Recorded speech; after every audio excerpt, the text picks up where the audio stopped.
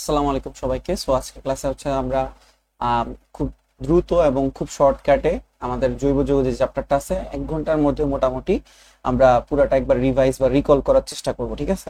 So আমি প্রথমত বলে দিচ্ছি যে এটা আমাদের একবারে যারা জৈব যৌগ নতুন পড়বে তাদের জন্য অবশ্যই না, কারণ 1 ঘন্টায় কখনোই জৈব যৌগ পুরা শেষ করা মানে কারোর পক্ষে সম্ভব না। রিভাইজ দেওয়া অনেক বেশি টাফ, ঠিক আছে? সো এখানে আমি জাস্ট অল্প অল্প কয়েকটা জিস্ট, যে জিনিসগুলা খুব বেশি ইম্পর্টেন্ট এবং খুব বেশি বার আসে বা এমসিকিউতে সবচেয়ে বেশি রিকল হয়, ওই জিনিসগুলো আমি একটু জাস্ট কি করবো তোমাকে রিভিউ দিব, ঠিক আছে? সো এখানে আমাদের একটা বড় অংশ মধ্যে একটা সবচেয়ে ইম্পর্টেন্ট যে জিনিসটা বাদ পড়বে সেটা হচ্ছে নামকরণ, ঠিক আছে? কারণ নামকরণ পড়াইতে গেলেই দেখা যাবে যে আমাদের এখন 1 ঘন্টা চলে যাবে, ঠিক আছে? এই জন্য আমি নামকরণটাকে রিকল করা তোমাকে নিজ দায়িত্ব দিয়ে দিতেছি, ঠিক আছে? সো নামকরণে আমাদের প্রথমে প্রধান শিকল চুজ করা লাগে, এরপরে শাখা নাম্বারিং করা লাগে, ঠিক আছে? এরপরে আমাদের নামগুলো লেখা লাগে, ঠিক আছে? সো এই 3টা স্টেপ দিয়ে আমরা নামকরণ শেষ করছিলাম, বা তুমি যেখান থেকে পড়ছো ওইখানে এরকম 3টা জেনারেল স্টেপ দিয়ে শেষ করছো। সো ওই নামকরণটা একটু কি করবা, নিজে দায়িত্বে রিকল করে নিবা। কেন? কারণ আমাদের জৈব যৌগ থেকে যদি ধরো আহ 5টা প্রশ্ন আসে, তার মধ্যে একটা প্রশ্ন অবশ্যই অবশ্যই নামকরণ থেকে আসবে, ঠিক আছে? সো নামকরণকে তোমার গুরুত্ব না দেওয়াটা সবচেয়ে বড় বোকামি হবে, ঠিক আছে? সো আমরা স্টার্ট করতেছি হচ্ছে আমাদের সেকেন্ড ইম্পর্টেন্ট টপিক, যেটা সেটা হচ্ছে সমানতা থেকে, ঠিক আছে?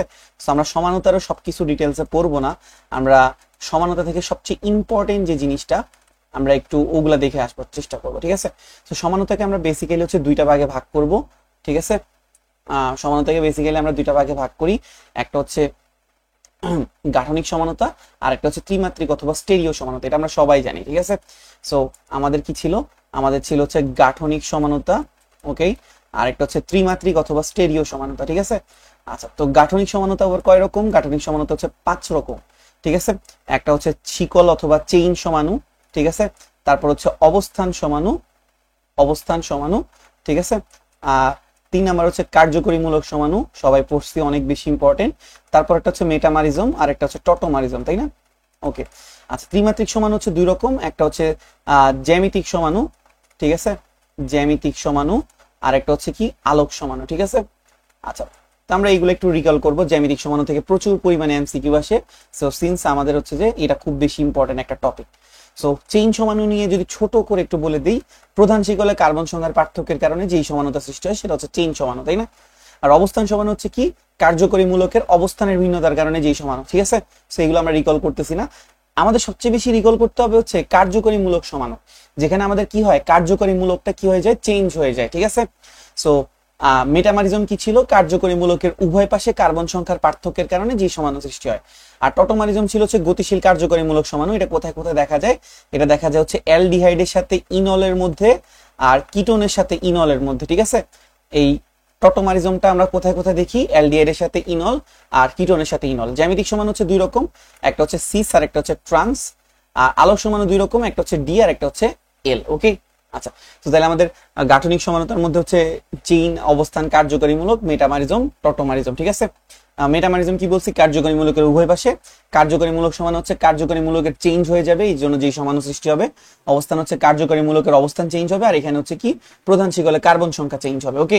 আচ্ছা, সো এখন আসো আমরা সমানতার মধ্যে থেকে সবচেয়ে ইম্পর্টেন্ট যে এমসিকিউটা কয় বা 2-1টা এমসিকিউ যেগুলো বেশি আসে, আমরা ওই 2-1টা সলভ করার ট্রাই করি। যেমন ধরো তোমাকে বলা হলো C3H8, এখান থেকে তুমি কয়টা সমাণু বানাইতে পারবা, ঠিক আছে? সো C3H8 মানে আমাদের প্রথম কাজ হচ্ছে 3টা কার্বন দিয়ে দিব, আর কার্বনের প্রত্যেকটা কার্বনের কয়টা করে হাত থাকে বলতো? 4টা করে হাত থাকে। তাহলে এখানে যেহেতু একটা হাত, তাই আমরা 3টা হাত দিছি, এখানে 2টা হাত, তাই বাকি 2টা হাত দিছি, এখানে একটা হাত, বাকি 3টা হাত দিছি। সো বাকি হাতগুলোতে হাইড্রোজেন তুমি অটোমেটিকলি ফিল করে ফেলতে পারবা। আমি একটা প্রথম যেহেতু তাই দেখাইতেছি, বাকিগুলোতে আর কখন আমি হাইড্রোজেন দিব না, তুমি নিজে গুণে নিজ দায়িত্বে দিয়ে দিবা, তাহলে 8টা হাইড্রোজেন হবে। এখন আমরা চেষ্টা করব সমানতা বানানোর পরে, সমাণু বানানোর পরে বা সমাণুর সংখ্যা বানানোর পরে আমরা চেষ্টা করব আর কি পসিবল কিনা, তুমি কি কোনোভাবে এটাকে শাখা হিসেবে করে, মানে শাখা বানাই কি পসিবল কিনা, অথবা তুমি কার্যকরী মূলকের অবস্থান চেঞ্জ করে কি পসিবল কিনা, ঠিক আছে? এরকম তোমার কি করতে হবে? চেষ্টা করতে হবে, ঠিক আছে? সো C3H8 এখান থেকে আমাদের শাখা বানানো পসিবল না, কারণ শাখা হইতে হলে আমাদের মিনিমাম কয়টা কার্বন লাগে? মিনিমাম লাগে হচ্ছে 4টা কার্বন, ঠিক আছে? শাখা বানাইতে হলে আমাদের কয়টা কার্বন লাগবে? মিনিমাম 4টা কার্বন। এটাও কিন্তু একটা খুব গুরুত্বপূর্ণ এমসিকিউ। আচ্ছা, তো তাহলে আমরা যদি C4H8 এর H10 এর কথা বলি, তো তাহলে আমাদের কয়টা কার্বন? 4টা কার্বনকে আমরা স্ট্রেট দিতে পারি, এটা একটা সমাণু। আর তিনটা কার্বনকে আমরা স্ট্রেট দিয়ে একটাকে কি দিতে পারি, শাখা। ঠিক আছে, অথবা তুমি যদি বলো যে না ভাই আমি তিনটাকে স্ট্রেট দিয়ে একটাকে শাখা সাইডে দিব, তাহলে এটা কিন্তু কোনো সমানু তৈরি করে না, কারণ এটা অলমোস্ট এটাই হয়ে যাবে, অলমোস্ট না পুরোপুরি এটাতে পরিণত হয়ে গেছে। সো এটা কোনো আলাদা সমানু না, এখানে একটা আছে এখানে একটা আছে, তাহলে কয়টা হয়েছে, দুইটা। ঠিক আছে, তো C4H10 থেকে আমরা দুইটা সমানু পাবো। ঠিক আছে, সো এরকম করে তুমি চাইলে কি করতে পারবা, C5H10 থেকে কয়টা পাবা সেটাও তুমি কি করতে পারবা, ক্যালকুলেট করে ফেলতে পারবা। ঠিক আছে, সো 5টা কার্বনকে তুমি স্ট্রেট দিতে পারো। ঠিক আছে, সো 3টাকে স্ট্রেট দিয়ে 2টাকে শাখা দিতে পারো। তারপর হচ্ছে কি করতে পারবা, 4টাকে স্ট্রেট দিয়ে একটাকে কি করতে পারো, শাখা। ঠিক আছে, এই শাখাটাকে তুমি যদি এই পাশে দাও একই জিনিসই হবে, কোনো সিনারিও কোনো চেঞ্জ হবে না। তাহলে এখান থেকে আমরা টোটাল 3টা সমাণু তৈরি করতে পারছি। ঠিক আছে, সো আমাদের এখানে হচ্ছে এরকম, আমাকে যে কোনো একটা অ্যালকেন যৌগ দিয়ে সমাণু সংখ্যা বের করতে বলতে পারে, এটা খুবই কমন একটা প্রশ্ন এবং এই তিনটাই মোস্ট কমন প্রশ্নগুলোর মধ্যে একটা। ঠিক আছে, আচ্ছা তারপর আসে হচ্ছে কি, ধরো তারপর আসে হচ্ছে কি সবচেয়ে কমন আরো সমাণু দুইটা প্রশ্ন হচ্ছে C3H8O, এখান থেকে কয়টা সমাণু বানাইতে পারবা, এটা খুব কমন প্রশ্ন, 3টা। আর C3H6O, এখান থেকে কয়টা সমাণু বানাইতে পারবা, 5টা। ঠিক আছে, সো এগুলা নিয়ে আমি একটু ঘাটাঘাটি কম করতেছি, কারণ এগুলো পড়াইতে গেলেই অনেক ডিটেলসে চলে যেতে হবে। ঠিক আছে, সো আমি জাস্ট রিকল করতেছি যে এগুলার নাম্বারগুলা যেগুলা সবচেয়ে বেশি আসছে নাম্বারগুলো ওগুলা রিকল করতেছি। ঠিক আছে, আচ্ছা তো সমাণু কি কি সমাণু আমি পসিবল, মানে একটা যৌগ সংকেত থেকে কি কি টাইপের সমাণু বানাইতে পারবো, ওইটার জন্য আমাদের একটা ফরম্যাট ছিল যে আমি যদি CnH2n+2O এরকম কোন ফরম্যাট দেখি, এখান থেকে আমরা বানাইতে পারবো হচ্ছে অ্যালকোহল আর ইথার সমাণু। ঠিক আছে, CnH2n+2O এই ফরম্যাট দেখলে অ্যালকোহল আর ইথার। যদি আমি কোনো যৌগে CnH2nO দেখি, এখান থেকে আমি বানাইতে পারবো হচ্ছে অ্যালডিহাইড, কিটোন আর হচ্ছে কি ইনল। ঠিক আছে, ইনল টাইপের সমাণু। যদি আমি দেখি যে CnH2nO2, এখান থেকে আমরা বানাতে পারবো হচ্ছে কার্বক্সিলিক অ্যাসিড এন্ড হচ্ছে কি এস্টার। ঠিক আছে, আচ্ছা তারপর হচ্ছে তোমার যদি আমরা CnH2n+2 দেখি, এখান থেকে আমরা বানাইতে পারবো হচ্ছে অ্যালকেন। ঠিক আছে, তারপর আসে হচ্ছে CnH2n যদি দেখি, এখান থেকে আমরা বানাইতে পারবো হচ্ছে অ্যালকিন।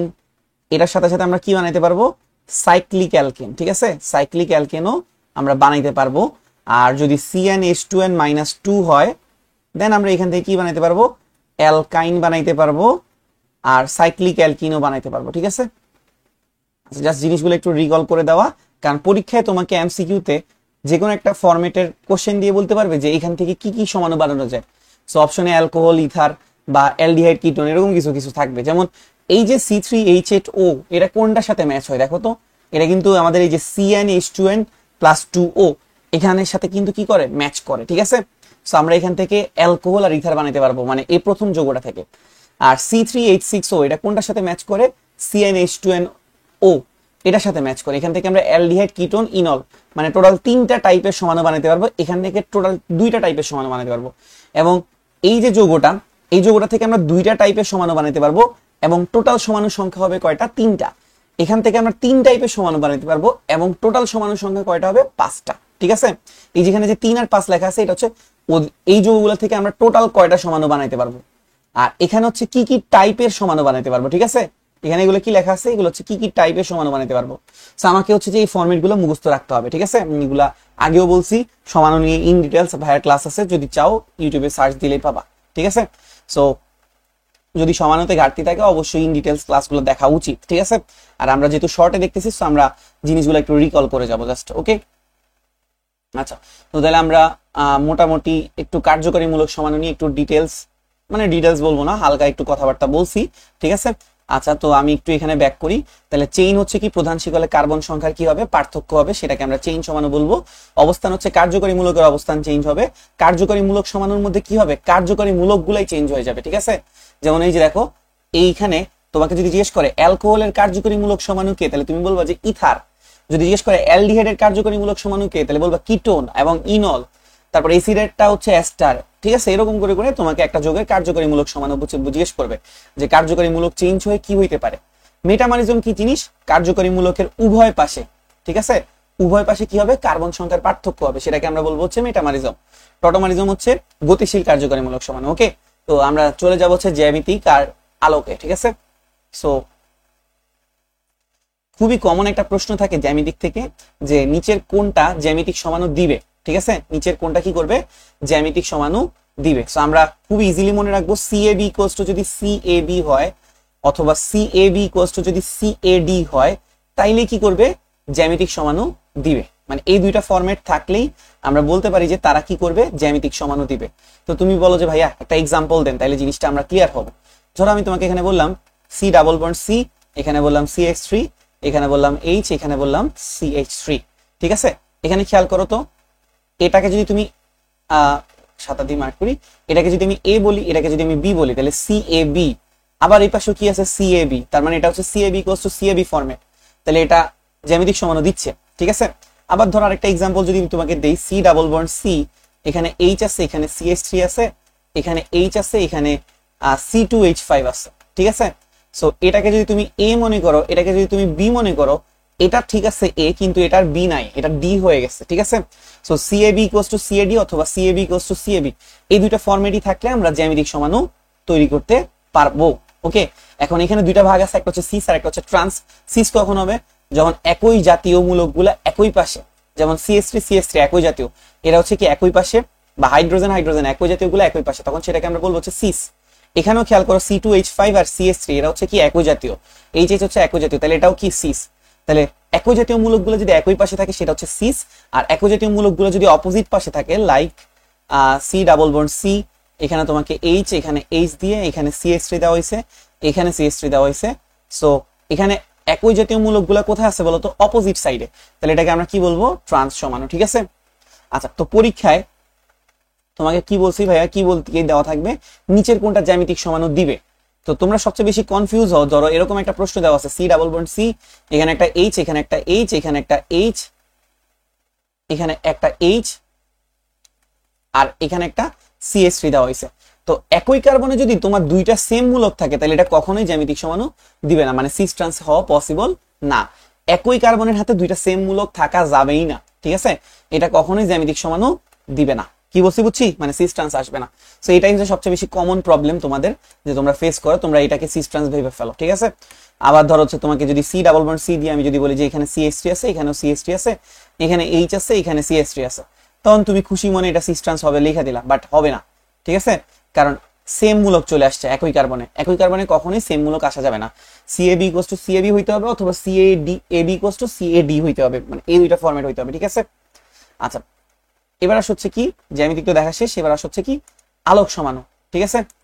আলোক সমাণু, তো আলোক সমাণু আমরা জানি যে আলোক সমাণু যারা, তারা কি করে, আলোর প্রতি ভিন্ন আচরণ করে, তাই না। কিছু কিছু যৌগ আলোকে ডানে ঘুরাই দেয়, তাদেরকে আমরা বলেছি D, যে কিছু কিছু যৌগ আলোকে কি করে, বামে ঘুরাই দেয়, তাদেরকে আমরা বলি হচ্ছে কি L, তাই না। তো আলোক সমাণু হওয়ার শর্ত কি, শর্তটা হচ্ছে কাইরাল কার্বন থাকতে হবে, ঠিক আছে। কি থাকতে হবে, কাইরাল কার্বন, বা বাংলায় বলে হচ্ছে পরীক্ষা MCQ-তে থাকতে পারে অপ্রতিসম কার্বন, ঠিক আছে, অপ্রতিসম কার্বন, ঠিক আছে। তো আলোক সমাণু শর্ত হচ্ছে কি, কাইরাল কার্বন থাকতে হবে অথবা অপ্রতিসম কার্বন থাকতে হবে। কাইরাল কার্বন কি জিনিস, যেই কার্বনের চারটা হাতে চারটা কি থাকবে, ভিন্ন মূলক, যেমন A B C D, এরকম চারটা ভিন্ন মূলক, ঠিক আছে। এটা কি ই বানাই দিই, কারণ সি যেহেতু এখানে অলরেডি একটা আছে, সেটাকে আমি ই করে দিই, তাহলে ABED, ঠিক আছে। এই কার্বনের চারটা হাতে চারটা ভিন্ন মূলক আছে, তাহলে সেটাকে আমরা কি বলতে পারবো, কাইরাল কার্বন। লাইক এক্সাম্পল হিসেবে যদি আমরা বলি COOH CH3, এই পাশে একটা H দিলাম, এই পাশে একটা OH দিলাম, ঠিক আছে। সো চারটাতে চারটা ভিন্ন মূলক, তার মানে এই কার্বনটাকে আমরা কি বলতে পারবো, কাইরাল কার্বন। তার মানে এটা কি করবে, আলোক সমাণু দিবে। এবং এই যৌগটার নাম হচ্ছে ল্যাকটিক অ্যাসিড, কি অ্যাসিড, ল্যাকটিক অ্যাসিড, ঠিক আছে। সো এটাও মুখস্থ রাখতে পারো, ল্যাকটিক অ্যাসিডের সংকেত কি পরীক্ষা যদি আসে, ঠিক আছে। আচ্ছা, তো তাহলে এখন কি বললাম, কাইরাল কার্বন বা অপ্রতিসম কার্বন চেনার উপায় হচ্ছে কি, যে কার্বনের চারটা হাতে চারটা ভিন্ন মূলক থাকবে, ঠিক আছে। সো এরকম চারটা হাতে চারটা ভিন্ন মূলক থাকলে আমাদের কাছে দুইটা কম্বিনেশন পাওয়া পসিবল, যে একটা কম্বিনেশন আর একটা কম্বিনেশনের সাথে দর্পণ প্রতিবিম্ব হবে। সো দর্পণে গেলে আমরা জানি যে ডান হাতটা বাম হাতে চলে যায়, মানে দর্পণের দিকে তাকাইলে, আর বাম হাতটা কি হয়ে যায়, ডান হাতের দিকে চলে যায়, ঠিক আছে, মানে উল্টায় যায়। যদি এখানে একটা দর্পণ চিন্তা করি আমি, তাহলে এখানে কি হয়ে যাবে, COOH এর জায়গায় CH3 এর জায়গায় H আর OH গুলো কি করবে, ইন্টারচেঞ্জ করবে। সো এটাও একটা ল্যাকটিক অ্যাসিড, এর মধ্যে একটাকে D বলবো আর একটাকে L বলবো। এখন যেই যৌগটা বাম পাশটা বেশি ভারী, যেমন OH এর আণবিক ভর কত হবে 17, আর H এর কত হয় বলতো 1। সো এটার বাম পাশটা বেশি ভারী, যেহেতু এটা বাম পাশ বেশি ভারী সে এটাকে বামে ঘুরাবে, এই জন্য এটার নাম হচ্ছে এল সমাণু, ঠিক আছে, বা এল ল্যাকটিক অ্যাসিড। আর এটা কি করতেছে, ডান পাশটা বেশি ভারী, তাই এটার নাম হচ্ছে ডি ল্যাকটিক অ্যাসিড, ঠিক আছে। সো যে যৌগটার যেই পাশটা বেশি ভারী, ডান পাশ বেশি ভারী তাহলে তার নাম হচ্ছে ডি সমাণু, বাম পাশ বেশি ভারী হইলে তার নাম হচ্ছে এল সমাণু, ঠিক আছে। সো ডি ল্যাকটিক অ্যাসিড ডান দিকে ঘুরায় এবং +2.24 ডিগ্রি কোণে ঘুরায়, এল ল্যাকটিক অ্যাসিড বাম দিকে ঘুরায় এবং এটা হচ্ছে -2.24 ডিগ্রি কোণে ঘুরায়, ঠিক আছে। সো কাইরাল কার্বন চেনা গেছে, ডি ল্যাকটিক অ্যাসিড আর ল্যাকটিক অ্যাসিড চেনা গেছে, ওরা কত ডিগ্রি কোণে ঘুরায় সেটাও চেনা গেছে, ডি আর এল এর বেসিক ডিফারেন্স আমরা বুঝে গেছি। আচ্ছা, এখান থেকে আরেকটা গুরুত্বপূর্ণ এমসিকিউ হতে পারে যে হচ্ছে কি গ্লুকোজে কয়টা কাইরাল কার্বন আছে। সো এটা আমরা দেখাইলাম না, গ্লুকোজে চারটা কাইরাল কার্বন থাকবে, আর গ্লুকোজও দুইটা হওয়া পসিবল, একটা হচ্ছে ডি আর একটা হচ্ছে এল। ডি গ্লুকোজ ডান দিকে ঘুরাবে, সো ডান দিকে ঘুরে হচ্ছে +52.3 ডিগ্রি কোণে, আর এল গ্লুকোজ -52.3 ডিগ্রি কোণে, ঠিক আছে। তো ডানে ঘুরাইলে সেটাকে আমরা ডি দিয়ে প্রকাশ করি, বামে ঘুরাইলে সেটাকে আমরা এল দিয়ে প্রকাশ করি, ঠিক আছে। আচ্ছা, তাহলে আমরা আশা করি আমরা ক্লিয়ার। সো আমরা আলোক সমাণু শেষ, এখন আমরা সামনে প্রসিড করতে পারি। তাহলে আলোক সমাণু থেকে তোমার কি আসতে পারে, সো কাইরাল কার্বন কি, নিচের কোনটা আলোক সমাণু দিবে। ধরো তোমাকে অপশনে টেস্ট করার জন্য এরকম একটা অপশন দিয়ে দিছে, এটা কি আলোক সমাণু দিবে কি দিবে না, ঠিক আছে। ধরো তোমাকে দেওয়া হয়েছে সি, এখানে একটা CH3 দেওয়া আছে, এখানে একটা CH3 দেওয়া আছে, এখানে একটা H দেওয়া আছে, এখানে একটা OH দেওয়া আছে। সো কখনোই যদি তুমি দেখো যে কার্বনের হাতে দুইটা সেম জিনিস চলে আসছে, ঠিক আছে, তাহলে এটা কাইরাল কার্বন হবেই না, ঠিক আছে, এটাকে ক্যান্সেল করে দিবা, বুঝছি। আর কাইরাল কার্বন যেগুলা, সেগুলার উপরে তুমি কাইরাল কার্বন বোঝানোর জন্য একটা কি দেওয়া হয়, স্টার দেওয়া হয়, ঠিক আছে, স্টার দেওয়া হয়, ঠিক আছে। এটা তো কাইরাল কার্বন না, সেটাকে কাইটাই দিছি, ক্রস দিয়ে দিছি, বুঝছি। সো এরকম তোমাকে দিতে পারে যেমন CH3 C CH3 CH3 CH3। তোমাকে জিজ্ঞেস করলে এখানে কাইরাল কার্বনের সংখ্যা কয়টা। প্রথম কথা হচ্ছে যে এই কার্বন কাইরাল কার্বন না, এটা ক্রস দিছে। এই কার্বনও কাইরাল কার্বন না, কেন, কারণ কার্বনের হাতে 3টা হাইড্রোজেন আছে, 3টা সেম হাইড্রোজেন হবে না, মানে সেম থাকা যাবে না, মেইন কথা 4টা আলাদা মূলক থাকতে হবে। এখানে 3টা হাইড্রোজেন মানে এখানে কেউই কি না, কাইরাল কার্বন না, ঠিক আছে। ধরো তোমাকে বলা হইলো এখানে CH3 আছে, এখানে ক্লোরিন আছে, এখানে OH আছে, এখানে H আছে, এখানে কয়টা কাইরাল কার্বন আছে। এই কার্বনটা প্রথম কথা হচ্ছে একটা কাইরাল কার্বন, ঠিক আছে, তাই আমি স্টার দিলাম। এটা ক্লোরিন কোনো কার্বনের পর্যায়ে পড়ে না, OH H। এই যে CH3 এখানে একটা কার্বন আছে, এটা কি কাইরাল কার্বন না, কারণ কার্বনের হাতে 3টা হাইড্রোজেন, তার মানে এখানে কাইরাল কার্বনের সংখ্যা কয়টা, একটা, ঠিক আছে। আচ্ছা, আর কাইরাল কার্বন যদি একটা হয় তাহলে আলোক সমাণু হয়েছে 2টা, কাইরাল কার্বন 2টা হইলে আলোক সমাণু কয়টা হয়, 4টা। কাইরাল কার্বন যদি 3টা হয় তাহলে আলোক সমাণু হয়েছে 8টা, মানে 2n কে সমর্থন করবে, ঠিক আছে। n হচ্ছে কি আমাদের কাইরাল কার্বনের নাম্বার, ঠিক আছে, কাইরাল কার্বনের সংখ্যা। কাইরাল কার্বনের সংখ্যা যদি 4 হয় তাহলে 2^4 হবে, ঠিক আছে। আশা করি আমরা ইজিলি জিনিসগুলা ক্লিয়ার হয়ে গেছি বা রিকল হয়ে গেছে বা মনে চলে আসছে, ঠিক আছে। আচ্ছা, এরপরে সবচেয়ে বেশি যে ইম্পর্টেন্ট এমসিকিউ থেকে প্রশ্ন আসে সবচেয়ে বেশি, যেটা হচ্ছে তোমার বন্ধনের বিভাজন, ঠিক আছে। প্রচুর পরিমাণে এমসিকিউ আসে। বন্ধনের বিভাজন মানে হচ্ছে কি, বন্ধন ভাঙবে, তাই না, কি করবে, বন্ধন ভাঙবে। বন্ধন কয় ভাবে ভাঙে, 2 ভাবে, একটা হচ্ছে সুষম মানে সমান সমান করে ভাঙে, আর একটা হচ্ছে বিষম মানে দুইটা অসমান ভাবে ভাঙবে, ঠিক আছে। তো সুষম বিভাজনে যে জিনিসটা তৈরি হয় তাকে আমরা বলি হচ্ছে ফ্রি রেডিক্যাল, কি, তাকে আমরা বলি হচ্ছে ফ্রি রেডিক্যাল। আর বিষম বিভাজনে যে জিনিসটা তৈরি হয় সেটার নাম হচ্ছে কার্বোক্যাটায়ন আর কার্বো অ্যানায়ন। প্রত্যেকটা কি, এগুলো নিয়ে ডিটেলস অনেক ক্লাসে কথাবার্তা হইছে, বা তোমরা ছোটবেলা থেকে পড়ে আসছো, ছোটবেলা বলতে 2-3 বছর ধরে পড়ছো, বা পড়লেও না পড়লেও কম পড়ছো অ্যাটলিস্ট, এটা তো বিশ্বাস রাখি। তো আমরা হচ্ছে যে একবারে ডিরেক্টলি ডিটেলসে না যাই, আমরা জাস্ট এগুলোর এমসিকিউ গুলো বলে দিই। সো এখানে যদি সুষম বিভাজন যে জিনিসটা তৈরি হয়, সুষম বিভাজনে যে জিনিসটা তৈরি হয় তার নাম হচ্ছে ফ্রি রেডিক্যাল। বিষম বিভাজনে যে জিনিসটা তৈরি হয় একটা নাম হচ্ছে কার্বোক্যাটায়ন আর একটা নাম হচ্ছে কার্বো অ্যানায়ন। আমি মনে হয় দুইটাই সেম লিখে ফেলছি, কার্বোক্যাটায়ন আর একটা হচ্ছে কার্বো অ্যানায়ন, ওকে। আচ্ছা, এবার আসলে কার্বোক্যাটায়ন মানে হচ্ছে কার্বনের মাথায় প্লাস চার্জ, কার্বো অ্যানায়ন মানে হচ্ছে কার্বনের মাথায় মাইনাস চার্জ, ওকে। আচ্ছা, তো আর ফ্রি রেডিক্যাল মানে হচ্ছে সমান সমান করে ইলেকট্রন ভাগাভাগি হয়, কার্বনের কাছে একটা ইলেকট্রন থাকবে, ঠিক আছে। আমি তাও একটু ছোট করে পরিচয় বলে দিলাম। এখন আসো এখান থেকে সবচেয়ে বেশি এমসিকিউতে প্রশ্ন আসে যে কার্বোক্যাটায়নের স্থায়িত্বের ক্রম কোনটা, কি, কত, কার্বোক্যাটায়নের স্থায়িত্বের ক্রম, ঠিক আছে, স্থায়িত্ব, কার্বোক্যাটায়নের স্থায়িত্ব, ঠিক আছে। তো কার্বোক্যাটায়নের স্থায়িত্বের ক্রম হচ্ছে 3 ডিগ্রি, 2 ডিগ্রি, 1 ডিগ্রি, ঠিক আছে। 3 ডিগ্রি কার্বন সবচেয়ে বেশি স্থায়ী হবে কার্বোক্যাটায়ন, তারপরে 2 ডিগ্রি, তারপরে 1 ডিগ্রি। আর সক্রিয়তা, সক্রিয়তা হচ্ছে স্থায়িত্বের উল্টা, সক্রিয়তা হবে 1 2 3, বুঝছি। এমসিকিউর জন্য অনেক বেশি ইম্পর্টেন্ট। কার্বোক্যাটায়নের স্থায়িত্বের ক্রম হচ্ছে 3 2 1 আর সক্রিয়তা হচ্ছে 1 2 3। কার্বো অ্যানায়নের ক্ষেত্রে স্থায়িত্ব কি হয়ে যাবে, কার্বোক্যাটায়নের উল্টাটা, ঠিক আছে। এখানে স্থায়িত্ব হবে 1 2 3, আর সক্রিয়তা তোমাকে কি বলা হয়েছে যে স্থায়িত্বের উল্টাটা হয়, মানে 3 2 1, ঠিক আছে। আচ্ছা, এবার হচ্ছে ফ্রি রেডিকেল। ফ্রি রেডিকেলটা আবার দেখতে কিসের মতো? কার্বোক্যাটায়নের মতো। তার মানে এখানে স্থায়িত্ব কি হবে? এখানে স্থায়িত্ব হবে 3 2 1, ঠিক আছে। আর সক্রিয়তাটা কি হবে? সক্রিয়তাটা হবে 1 2 3, ঠিক আছে। তো এগুলো নিয়ে আমরা কথাবার্তা বাড়াবো না। তো বন্ধনের বিভাজন ডান। বন্ধনের বিভাজন মানে বন্ধন ভাঙা, দুই ভাবে ভাঙতে পারে, সমান সমান, সুষম, অসমান হইলে বিষম। ওকে, এবার আসছে বিকারক। বিকারক মানে হচ্ছে কি? যে বেটা বিক্রিয়া করতে আসে, ঠিক আছে। বিকারক মানে হচ্ছে কি? যে বেটা বিক্রিয়া করতে আসে। সো দুইটা বেটা বিক্রিয়া করতে আসে, একটা নাম হচ্ছে ইলেকট্রোফাইল, ঠিক আছে, ইলেকট্রোফাইল, আর একটা হচ্ছে কি? নিউক্লিওফাইল, ঠিক আছে। ইলেকট্রোফাইল মানে হচ্ছে কি? যারা ইলেকট্রনকে আকর্ষণ করতে আসে, ঠিক আছে। ইলেকট্রনকে কি করতে আসে? আকর্ষণ করে বিক্রিয়া করতে আসে। আর যারা নিউক্লিয়াসকে আকর্ষণ করে বিক্রিয়া করতে আসে, ঠিক আছে, তাদেরকে আমরা বলবো হচ্ছে নিউক্লিওফাইল, ঠিক আছে। তো যারা ইলেকট্রনকে আকর্ষণ করবে তারা তো অবশ্যই কি চার্জ যুক্ত হবে? তারা অবশ্যই পজিটিভ চার্জ যুক্ত হবে। আর যারা নিউক্লিয়াসকে আকর্ষণ করতে আসবে তারা অবশ্যই, নিউক্লিয়াস যেহেতু পজিটিভ, তারা অবশ্যই নেগেটিভ চার্জ যুক্ত হবে। এখন কিছু কিছু ইলেকট্রোফাইল আছে যারা নিউট্রাল, কিছু কিছু নিউক্লিওফাইল আছে যারা হচ্ছে কি? নিউট্রাল। ওকে, সো এখন আসলে এগুলোর এক্সাম্পল গুলো পরীক্ষা অনেক বেশি আসে, কিভাবে চিনবো? So electrophile positive, positive electrophile চেনার সবচেয়ে সহজ উপায় হচ্ছে এদের উপর পজিটিভ চার্জ থাকবে, যেমন H+, তারপর হচ্ছে NH4+, ঠিক আছে। দেখলেই তুমি চিনা যাবা, কোনো সমস্যা নাই। নিউট্রাল, নিউট্রাল গুলো কিভাবে চিনবা? এদের অষ্টক সংকোচন থাকবে। কি থাকবে? অষ্টক সংকোচন। মানে অষ্টক সংকোচন মানে 8 থেকে কম ইলেকট্রন থাকবে এদের যৌগের মধ্যে। যেমন আমি এক্সাম্পল হিসেবে যদি বলি, সবচেয়ে ফেমাস BF3, AlCl3, ঠিক আছে, BCl3। তুমি চিন্তা করে দেখো, বোরনের শেষ কক্ষপথে 3টা ইলেকট্রন আছে, ফ্লোরিন একটা করে 3টা শেয়ার করে, তাহলে কয়টা হয়? 6টা। তার মানে তার 8 থেকে 2টা কম ইলেকট্রন আছে, তাহলে ওদের অষ্টক সংকোচন আছে। দ্যাটস ওয়াই এরা কি করবে? ইলেকট্রনকে আকর্ষণ করবে। বাট এদের কাছে কোনো কিন্তু কি নাই? চার্জ নাই। দ্যাটস ওয়াই এদেরকে আমরা কি বলতেছি? Neutral electrophile. মানে এদের চার্জ না থাকা সত্ত্বেও এরা কি করতেছে?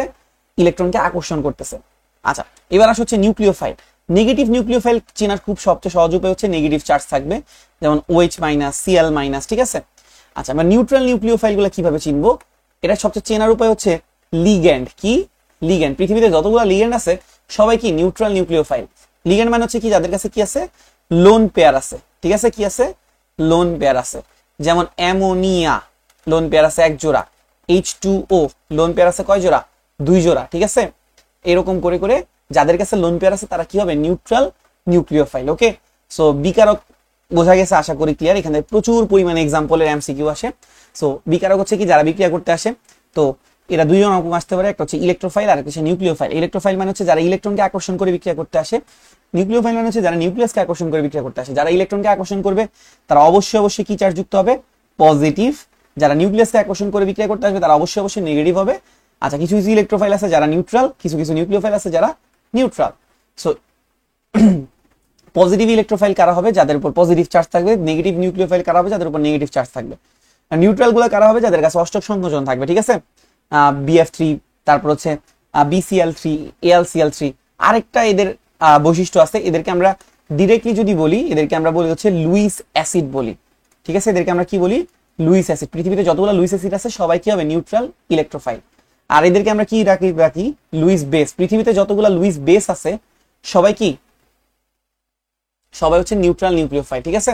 আর এদেরকে চেনার উপায় হচ্ছে লিগ্যান্ড, মানে হচ্ছে লোন পেয়ার ইলেকট্রন আছে। ওকে, কাহিনী এখানেই সমাপ্ত। ওকে, আচ্ছা, সো একটা না কথা বলতেছি, আই গেস আমাদের কানেকশন আছে ঠিকঠাকই। ওকে, সো আমরা বিকারক থেকে এবার আমরা চলে যাই হচ্ছে কিসে? আমরা এবার চলে যাব হচ্ছে বেনজিনে। ওকে, বেনজিনের পার্টটা কমপ্লিট করে আসবো নাকি? সো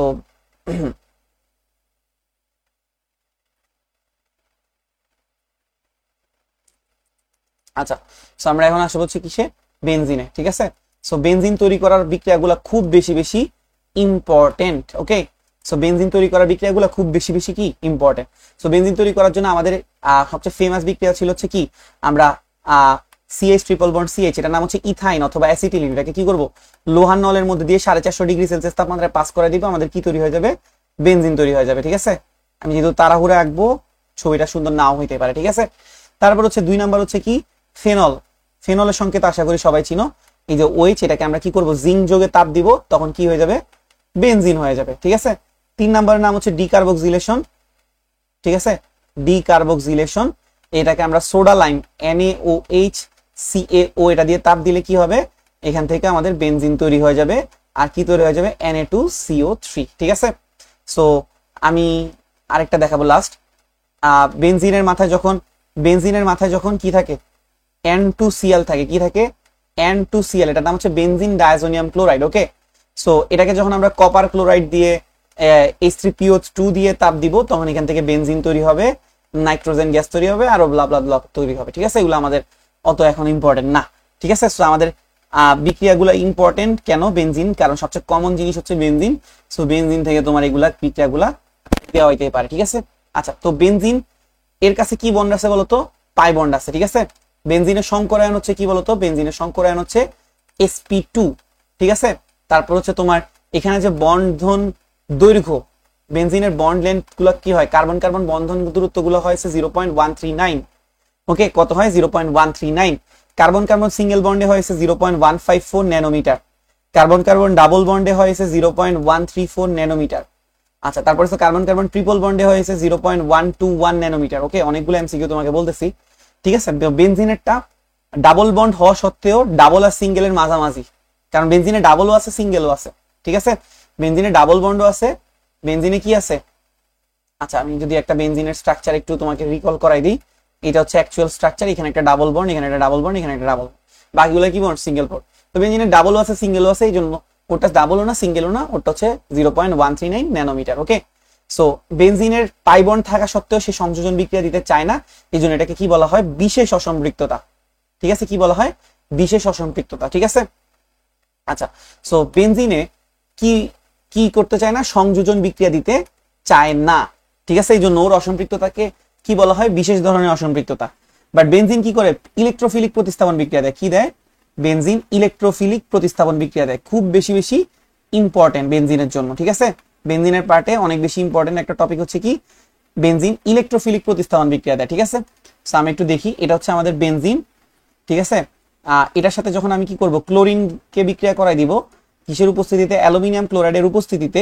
সো বেনজিনের প্রত্যেকটা হাতে একটা করে কি আছে, হাইড্রোজেন আছে, ঠিক আছে, একটা করে কি আছে, হাইড্রোজেন আছে। সো তোমার কি করবে হবে, যে একটা ক্লোরিন যে কোনো একটা হাইড্রোজেনকে কি করবে, সরাই দিবে, ঠিক আছে। সরাই গিয়ে কি করবে, নিজে যায় ওই হাতটাতে বসে যাবে। আর যে হাইড্রোজেনটা সরে গেছে সে কি করবে, আরেকটা ক্লোরিনের সাথে কি তৈরি করে ফেলবে, HCl। এই বিক্রিয়ার নাম হচ্ছে ক্লোরিনেশন বিক্রিয়া, কি বিক্রিয়া, ক্লোরিনেশন, ঠিক আছে। আচ্ছা, এবার আসে হচ্ছে CH3Cl, এটাকে যখন আমি কি করব, অ্যালুমিনিয়াম ক্লোরাইড প্রভাবকের উপস্থিতিতে চালাই দিব, ঠিক আছে। তো তখন কি হবে, এই CH3 মূলকটা গিয়ে বেনজিনের যে কোনো হাত থেকে একটা হাইড্রোজেনকে সরাই দিবে এবং CH3 মূলকটা নিচে গিয়ে বসে যাবে। তাহলে এখানে কি থাকবে, ক্লোরিন থাকবে, আর যে হাইড্রোজেনটা সরে গেছে তার সাথে যুক্ত হয়ে কি তৈরি করে ফেলবে, HCl, ঠিক আছে। আচ্ছা, এই বিক্রিয়ার নাম হচ্ছে অ্যালকাইলেশন, এই বিক্রিয়ার নাম হচ্ছে কি, অ্যালকাইলেশন, এটার নাম হচ্ছে ক্লোরিনেশন, ঠিক আছে। আই গেস এটা সবারই মনে আছে, এটার নাম হচ্ছে ফিডেল ক্রাফট অ্যালকাইলেশন, আমি পুরোটা লিখি নাই, ফিডেল ক্রাফট, ঠিক আছে, ফিডেল ক্রাফট অ্যালকাইলেশন। আচ্ছা, এবার আসে হচ্ছে, ধরো একটু বড় স্লাইড লাগবে আমাদের। আচ্ছা, এখন আসে হচ্ছে CH3COCl, ঠিক আছে। এটার সাথে তুমি কি করলা, অ্যালুমিনিয়াম ক্লোরাইড দিলা, তখন কি হবে, এই যে COCH3 এই মূলকটা এসে কি করবে, হাইড্রোজেনটাকে প্রতিস্থাপন করে দিবে, আর ক্লোরিনের সাথে H টা চলে যাবে। সেখানে যেহেতু এই মূলকটা এসে বেনজিনটাকে সরাই দিছে, এই মূলকটার নাম হচ্ছে অ্যাসিটোমূলক, তাই এই বিক্রিয়ার নাম হচ্ছে অ্যাসাইলেশন বিক্রিয়া, কি বিক্রিয়া, অ্যাসাইলেশন বিক্রিয়া, ঠিক আছে।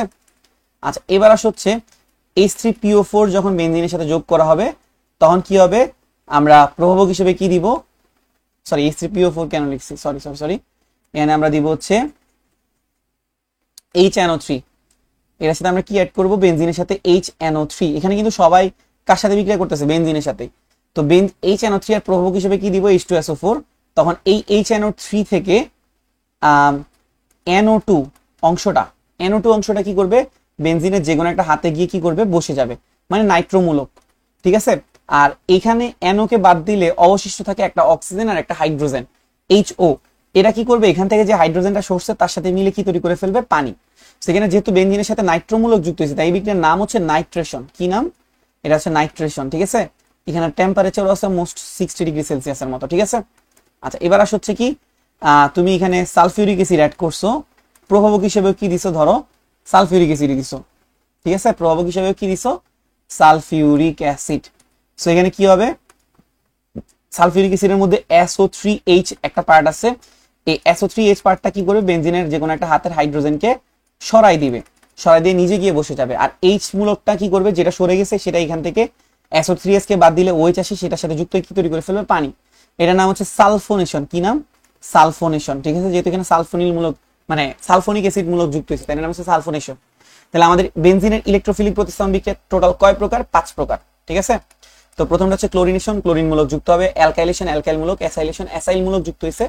ঠিক আছে, নাইট্রেশন, নাইট্রো মূলক যুক্ত হয়েছে, তারপর হচ্ছে সালফোনেশন, সালফো মূলক যুক্ত হয়েছে। এগুলো হচ্ছে বেনজিনের কি বিক্রিয়া, ইলেকট্রোফিলিক প্রতিস্থাপন বিক্রিয়া। ওকে, সো কি বলছি, বেনজিন সংযোজন বিক্রিয়া দিতে দেওয়ার কথা ছিল বাট দেয় না, যেহেতু দিতে চায় না এই জন্য এদেরকে আমরা কি বলি, বিশেষ ধরনের অসম্পৃক্ততা। ওকে, আচ্ছা এবার আসো ছোট করে একটু কি বলি, বেনজিনের বিক্রিয়ার কথা বলি। বেনজিন সংযোজন বিক্রিয়া দিতে চায় না, আগেই বলছি, বাট যদি ওকে একটু মাইট টাইট দেওয়া হয়, মানে প্রভাবক প্রভাবক দেওয়া হয়, তখন সে আবার কি করে, বিক্রিয়া দিতে শুরু করে। ঠিক আছে, যেমন বেনজিনে যদি আমি হাইড্রোজেনের সাথে বিক্রিয়া করাই দিই, কি তৈরি করে ফেলবে, সাইক্লোহেক্সেন। ক্লোরিনের সাথে বিক্রিয়া করাই দিলে কি তৈরি করে ফেলবে, C6H6Cl6, যেটার নাম হচ্ছে গ্যামাক্সিন অথবা লিনডেন। ঠিক আছে, এটার নাম কি ছিল, গ্যামাক্সিন অথবা লিনডেন। এটাকে কীটনাশক বা জীবাণুনাশক হিসেবে ইউজ করা হয়। আর ওজনের সাথে বেনজিনকে যদি আমি বিক্রিয়া করাই দিই, এখানে কি তৈরি করে ফেলবে, CHO বন্ড CHO, যেটার নাম হচ্ছে গ্লায়োক্সাল। কেমনে হয় এত কিছু, এগুলো আমরা ডিটেলস পড়ছি, আমি এখানে জাস্ট রিকল করছি ছোট করে। ঠিক আছে, আচ্ছা তো তাহলে বললাম বেনজিন সংযোজন বিক্রিয়া দিতে চায় না, এই জন্য এদেরকে বলা হয়, দেওয়ার কথা ছিল এই জন্য এদেরকে বলা হয় বিশেষ ধরনের অসম্পৃক্ততা। বাট যদি আমি তাপচাপ প্রভাবক দেই, তখন তারা সংযোজন বিক্রিয়া দেয়। কিরকম সংযোজন বিক্রিয়া, এই 3টা সংযোজন বিক্রিয়া দেয়। ঠিক আছে, আচ্ছা তাহলে এখন আসছে এখন আমরা দেখলাম যে বেনজিনের যে কোনো একটা কার্বনের হাত কি হয়েছে, কেউ একজন এসে দখল করে ফেলছে, তাই না? তো যে দখল করছে তাকে বলা হয়েছে প্রতিস্থাপক। কি প্রতিস্থাপক, এটাকে কি বলা হয়, প্রতিস্থাপক। ধরো এখানে একটা এ আসছে, এটাকে কি বলা হবে, প্রতিস্থাপক। এটাকে কি বলা হবে, প্রতিস্থাপক। ওকে, আচ্ছা ও আজকে এই গ্রিক ক্লাসটার কোশ্চেন ব্যাংক দেখার সময় আমি দেখছিলাম একটা প্রশ্ন ছিল, টিএনটি কিভাবে তৈরি করা হয়। ঠিক আছে, সো টিএনটি তৈরি করা হয়েছে নাইট্রেশন বিক্রিয়ার মাধ্যমে। কিসের মাধ্যমে, নাইট্রেশন বিক্রিয়ার মাধ্যমে। ঠিক আছে, এই যে আমরা যে নাইট্রেশন করছি, নাইট্রোবেনজিন তৈরি হয়েছে, এটাকে যদি আমি আবার কি করি, আবার নাইট্রেশন করি, কি তৈরি হয়ে যাবে, টিএনটি। টিএনটির ফুল ফর্ম হচ্ছে 2,4,6 ট্রাইনাইট্রোটোলুইন। ওকে, আচ্ছা তো প্রতিস্থাপক, এটা থেকে প্রচুর পরিমাণে এমসিকিউ আসে। প্রতিস্থাপক হচ্ছে 2 রকম, একটা হচ্ছে অর্থোপ্যারা, ঠিক আছে, অর্থোপ্যারা নির্দেশক, আর একটা হচ্ছে কি নির্দেশক, মেটা নির্দেশক। ঠিক আছে, প্রতিস্থাপক না বলে আমরা নির্দেশক বলতে পারি। ঠিক আছে, নির্দেশক কয় রকম, 2 রকম, একটা হচ্ছে অর্থোপ্যারা আর একটা হচ্ছে কি মেটা। ঠিক আছে, তো পরীক্ষা এমসিকিউ তে অনেক বেশি আসে, নিচের কোনটা অর্থোপ্যারা নির্দেশক। অথবা অর্থোপ্যারাদেরকে আরেকটা বলা হয়েছে কি, বেনজিন বলয় সক্রিয়কারী মূলক। বেনজিন বলয় সক্রিয়কারী মূলক। আর এটাকে আরেকটা কি বলা হয়, বেনজিন বলয় সক্রিয়তা হ্রাসকারী মূলক। ঠিক আছে, এটাকে কি বলা হয়, আরেকটা বেনজিন বলয় সক্রিয়তা হ্রাসকারী মূলক। একটা হচ্ছে বেনজিন বলয় সক্রিয়কারী মূলক, আর একটা হচ্ছে বেনজিন বলয় সক্রিয়তা হ্রাসকারী মূলক। ঠিক আছে, আচ্ছা সো অর্থোপ্যারা নির্দেশকের এক্সাম্পল গুলো কি কি, অর্থোপ্যারা নির্দেশকের এক্সাম্পল OH, তারপর হচ্ছে Cl, তারপর হচ্ছে OCH3, ঠিক আছে, তারপর হচ্ছে NH2, ঠিক আছে, তারপর হচ্ছে CH3, ঠিক আছে, এই কয়েকটা সবচেয়ে বেশি আসে। মেটা নির্দেশক হচ্ছে NO2, CHO, COOH, ঠিক আছে, তারপর হচ্ছে আরো থাকতে পারে SO3H, এগুলা। ঠিক আছে, তো চেনার একটা সহজ উপায় আছে। ঠিক আছে, কি রকম সহজ উপায়, সো এদেরকে চেনার সবচেয়ে সহজ উপায় হচ্ছে এদের কাছে লোন পেয়ার থাকে, ম্যাক্সিমামের কাছে আর কি, সবার কাছে না, 2-1টা এক্সেপশনাল থাকতে পারে। লোন পেয়ার থাকে, আর এখানে কোনো পাই বন্ড থাকে না, পাই বন্ড থাকে না অর্থোপ্যারা নির্দেশকের মধ্যে। আর এদেরকে চেনার সবচেয়ে সহজ উপায় হচ্ছে এদের কাছে কোনো লোন পেয়ার থাকবে না, আর কি থাকবে, পাই বন্ড থাকবে। ঠিক আছে, আচ্ছা তো তাহলে কি বললাম, বেনজিন বলয়ের নির্দেশক হচ্ছে 2 রকম, একটা হচ্ছে অর্থোপ্যারা অথবা আরেকটা হচ্ছে মেটা। অর্থোপ্যারা হচ্ছে বেনজিন বলয় সক্রিয়কারী, মানে যেটা বেনজিন বলয় ইলেকট্রন দিয়ে, সক্রিয়কারী কেন বলা হয়, কারণ এটা বেনজিন বলয় ইলেকট্রন দিয়ে বেনজিন বলয় সক্রিয়তা কি করে, বৃদ্ধি করে। আর এটা বেনজিন বলয় থেকে ইলেকট্রন নিয়ে বেনজিন বলয় সক্রিয়তা হ্রাস করে, এই জন্য সক্রিয়কারী সক্রিয়তা হ্রাসকারী। ওকে, অক্সিজেনের কাছে 2টা লোন পেয়ার আছে, এখানে 2টা লোন পেয়ার আছে, ক্লোরিনের কাছে 3 জোড়া লোন পেয়ার আছে, বুঝছো, অ্যামোনিয়ার কাছে 1 জোড়া, CH3 এর কাছে কোনো লোন পেয়ার নাই। সেদের কাছে আমরা চেনার সবচেয়ে সহজ উপায় হচ্ছে লোন পেয়ার আছে যাদের কাছে কোনো পাই বন্ড নাই। NO2 এর মধ্যে কিন্তু কি আছে জানো, পাই বন্ড আছে। CHO এর কাছে কিন্তু কি আছে, পাই বন্ড আছে। ঠিক আছে। সো এদের ম্যাক্সিমামের কাছে কি আছে, পাই বন্ড আছে। সো আমরা অর্থপ্যারা মেটা নির্দেশক মোটামুটি আইডিয়া হয়ে যাওয়ার কথা, ঠিক আছে। আচ্ছা, তো আমরা এরপরে পার্টে আসি। এরপরের পার্ট হচ্ছে আমরা জৈব যৌগের বিক্রিয়াগুলোকে কয়টা ভাগে ভাগ করতে পারি। টোটাল জৈব যৌগের বিক্রিয়াগুলোকে আমরা টোটাল 4টা ভাগে ভাগ করতে পারি, ঠিক আছে। সো প্রথমটা হচ্ছে কি, প্রথমটা হচ্ছে সংযোজন, ঠিক আছে। প্রথমটা হচ্ছে সংযোজন, সংযোজন। 2 নাম্বার হচ্ছে অপসারণ, অপসারণ। 3 নাম্বার হচ্ছে প্রতিস্থাপন, প্রতিস্থাপন। আর 4 নাম্বার হচ্ছে সমানুকরণ, ঠিক আছে। সো আমরা জৈব যৌগের বিক্রিয়াগুলোকে টোটাল 2টা ভাগে ভাগ করতে পারি, সংযোজন, অপসারণ, প্রতিস্থাপন, সমানুকরণ। সংযোজন বিক্রিয়া হয়েছে মেইনলি যেখানে হচ্ছে ডাবল বন্ড আছে অথবা ট্রিপল বন্ড আছে। সংযোজন বিক্রিয়া কোথায় হয়, মেইনলি হচ্ছে যেখানে যেখানে ডাবল অথবা ট্রিপল বন্ড আছে। আচ্ছা, তো সংযোজন বিক্রিয়া 3 রকম হইতে পারে। একটা হচ্ছে ইলেকট্রোফিলিক হইতে পারে, মানে সংযোজন বিক্রিয়াটা ইলেকট্রোফাইল ঘটাইতে পারে, অথবা কি হইতে পারে, নিউক্লিওফিলিক হইতে পারে, নিউক্লিওফিলিক হইতে পারে, অথবা ফ্রি রেডিক্যাল হইতে পারে, ঠিক আছে। তো কি বললাম যে সংযোজন বিক্রিয়া কোথায় হয়, যেখানে যেখানে ডাবল বন্ড আছে অথবা ট্রিপল বন্ড আছে। তো এটা কি হইতে পারে, ইলেকট্রোফিলিক হইতে পারে, নিউক্লিওফিলিক হইতে পারে, মানে ইলেকট্রোফাইল এসে সংযোজন বিক্রিয়া ঘটাতে পারে, নিউক্লিওফাইল এসে সংযোজন বিক্রিয়া ঘটাতে পারে, ফ্রি রেডিক্যাল এসে সংযোজন বিক্রিয়া ঘটাতে পারে। তো ইলেকট্রোফাইল মেইনলি এসে সংযোজন বিক্রিয়া ঘটায় হচ্ছে অ্যালকিন অথবা অ্যালকাইনে, ঠিক আছে, অ্যালকিন অথবা অ্যালকাইনে। নিউক্লিওফিলিক সংযোজন বিক্রিয়াটা কোথায় হয়, মেইনলি হচ্ছে অ্যালডিহাইড অথবা কিটোনে। ফ্রি রেডিক্যাল সংযোজন বিক্রিয়াটা হয় হচ্ছে অ্যালকিন অথবা অ্যালকাইনে, ওকে। আচ্ছা, তো অপসারণ বিক্রিয়াটা মেইনলি হয় হচ্ছে তোমার আচ্ছা, অপসারণ বিক্রিয়া তেমন একটা বেশি লাগবে না, মেইনলি হচ্ছে প্রতিস্থাপন বিক্রিয়া, ঠিক আছে। সো প্রতিস্থাপন বিক্রিয়াটা হচ্ছে ইলেকট্রোফিলিকও হইতে পারে, ইলেকট্রোফিলিকও হইতে পারে, আবার নিউক্লিওফিলিকও হইতে পারে, ঠিক আছে। ইলেকট্রোফিলিক প্রতিস্থাপন বিক্রিয়া হয়েছে মেইনলি হচ্ছে অ্যারোমেটিক কম্পাউন্ড। ইলেকট্রোফিলিক প্রতিস্থাপন বিক্রিয়াগুলো মেইনলি হয়েছে কোথায়, অ্যারোমেটিক যৌগগুলোতে। আর নিউক্লিওফিলিক প্রতিস্থাপন বিক্রিয়া হয়েছে হচ্ছে অ্যালকাইল হ্যালাইডে, অ্যালকাইল হ্যালাইডে। আর অপসারণ বিক্রিয়া মেইনলি হয়েছে হচ্ছে অ্যালকাইল হ্যালাইডে, আবার কিছু কিছু ক্ষেত্রে সেটা অ্যালকোহলেও হয়, ঠিক আছে। সেই জিনিসগুলো আমরা বারবার অনেকবার রিক্যাপ করছিলাম। আর সমানুকরণ বিক্রিয়া হয়েগুলো হয়েছে যেখানে ডাবল বন্ড আছে অথবা ট্রিপল বন্ড আছে, ঠিক আছে। সো আমাদের হচ্ছে যে বিক্রিয়া থেকে কি কি টাইপের বিক্রিয়া আছে সবগুলো পড়া লাগবে। প্রথম কথা হচ্ছে কি, সংযোজন, অপসারণ, প্রতিস্থাপন, সমানুকরণ। প্রত্যেকটা বিক্রিয়া কোন কোন যৌগের জন্য হয়, যেমন সংযোজন হয়েছে কি মেইনলি ডাবল অথবা ট্রিপল বন্ডের জন্য। এর মধ্যে ইলেকট্রোফিলিকটা হয়েছে অ্যালকিন অ্যালকাইনে, নিউক্লিওফিলিকটা হয়েছে অ্যালডিহাইড কিটোনে, আর ফ্রি রেডিক্যালটা হয়েছে অ্যালকিন অ্যালকাইনে। প্রতিস্থাপন অপসারণ বিক্রিয়া হয়েছে অ্যালকাইল হ্যালাইডে আর অ্যালকোহলে। আর প্রতিস্থাপন বিক্রিয়া হচ্ছে ইলেকট্রোফিলিক হতে পারে, নিউক্লিওফিলিক হতে পারে। ইলেকট্রোফিলিকটা আমরা দেখে আসছি অ্যারোমেটিক যৌগগুলোর মধ্যে ইলেকট্রোফিলিক প্রতিস্থাপন বিক্রিয়া। আর নিউক্লিওফিলিক প্রতিস্থাপন বিক্রিয়াগুলো হয়েছে মেইনলি অ্যালকাইল হ্যালাইডে। সমানুকরণ গুলো হয়েছে কোথায়, ডাবল অথবা ট্রিপল বন্ডে, ওকে। সো আমরা এগুলোর প্রত্যেকটার একটু একটু করে ছোট করে দেখে আসি, ঠিক আছে। সো ইলেকট্রোফিলিক সংযোজন বিক্রিয়া। সো ইলেকট্রোফিলিক সংযোজন বিক্রিয়া কি হয়, একটা ইলেকট্রোফাইল এসে কি করবে, সংযোজন বিক্রিয়াটা ঘটাবে। এটার কিছু এক্সাম্পল হচ্ছে CH2 ডাবল বন্ড CH2, এটাকে তুমি কি করবা, H2 সাথে রিঅ্যাক্ট করাই কি তৈরি করে ফেলবা, এখানে একটা পাই বন্ড ভাঙবে, দুইটা ফাঁকা হাতে দুইটা কি যুক্ত হয়ে যাবে, হাইড্রোজেন যুক্ত হয়ে যাবে, ঠিক আছে। অথবা CH2 ডাবল বন্ড CH2, এটার সাথে যদি তুমি কি করো, HCl কে বিক্রিয়া করাই দাও, তাহলে কি হবে, CH3, দুইটা ফাঁকা হাত হবে, পাই বন্ডটা কি করবে, পাই বন্ডটা ভাঙবে, ভেঙে দুইটা ফাঁকা হাত হবে, একটা ফাঁকা হাতে হাইড্রোজেন আর একটা হাতে ক্লোরিন, তাহলে CH3 CH2 Cl, ওকে। আবার যদি এরকম হইতো যে CH3 CH double bond CH2, এটার সাথে যখন আমরা কি করব, H2 যোগ করব, তখন কি হবে, তখনও দুইটা, এখানে একটা পাই বন্ড আছে, পাই বন্ডটা ভেঙে কি করবে, দুইটা হাত ফাঁকা হবে, দুইটা ফাঁকা হাতে কি বসে যাবে, দুইটা হাইড্রোজেন বসে যাবে, ঠিক আছে। CH3 CH2 CH3, ওকে। সো এরা ছিল হচ্ছে ইলেকট্রোফিলিক সংযোজন। এর মধ্যে একটা স্পেশাল টাইপ ছিল হচ্ছে কি CH3 CH double bond CH2, এটার সাথে যখন আমি কি করব, HCl এর সংযোজন বিক্রিয়া ঘটাবো, সো তখন আমরা দুই রকম কেস পাইতাম। এই হাইড্রোজেনটা এই কার্বনে যুক্ত হতে পারে, তখন ক্লোরিনটা এখানে যুক্ত হবে, আবার হাইড্রোজেনটা এখানে যুক্ত হয়ে ক্লোরিনটা এখানে যুক্ত হতে পারে, ঠিক আছে। সো তাহলে আমরা এখানে দুই টাইপের উৎপাদ পাইতাম, কিন্তু উপরে সবগুলোতে আমরা একটাই উৎপাদ পাইছিলাম। তো CH3 CH2 CH2 Cl, হাইড্রোজেনটাকে আমরা মাঝখানে দিয়ে ক্লোরিনটাকে সাইডে দিছি, আবার হইতে পারে CH3 CH, ক্লোরিনটাকে মাঝখানে দিয়ে হাইড্রোজেনটাকে আমরা সাইডে দিছি। তো এখানে কয়টা উৎপাদ তৈরি হবে, দুইটা উৎপাদ, ঠিক আছে। সেখানে একটা নীতি খাটতো, সেটার নাম ছিল হচ্ছে কি মার্টিগভ নীতি, তাই না। সো মার্টিগভ নীতি অনুযায়ী কি আমরা কি করতাম, হাইড্রোজেনকে দিতাম হচ্ছে যেই কার্বনে হাইড্রোজেনের সংখ্যা কি বেশি, সো এটা হচ্ছে বেশি উৎপাদ তৈরি হবে, এটা হচ্ছে 80%, আর এটা হচ্ছে কত পার্সেন্ট, 20%। কেউ যদি বলে যে না আমি এটা 90% বলবো, এটাকে 10% বলবো, তাও হবে, মানে এটাকে বলা হচ্ছে মেজর উৎপাদ আর যে উল্টাটা হচ্ছে কি মাইনর উৎপাদ, ঠিক আছে। তো এটা ছিল হচ্ছে কি নীতি, মার্কনিকভ নীতি। আচ্ছা, তো এই মার্কনিকভ নীতিটা উল্টায় যেত কখন, যখন আমি CH3CH ডাবল বন্ড CH2 এখানে একটা HBr ইউজ করতাম আর প্রভাবক হিসেবে দিতাম হচ্ছে R2O2 অথবা H2O2, মানে জৈব পারক্সাইড অথবা হাইড্রোজেন পারক্সাইড। তখন কি হইতো, CH3CH হাইড্রোজেনটা যখন মাঝখানে যুক্ত হইতো, ব্রোমিনটা তখন সাইডে যুক্ত হবে, আবার হাইড্রোজেনটা সাইডে যুক্ত হয়ে ব্রোমিনটা কোথায় যুক্ত হইতে পারে, মাঝখানে, ঠিক আছে।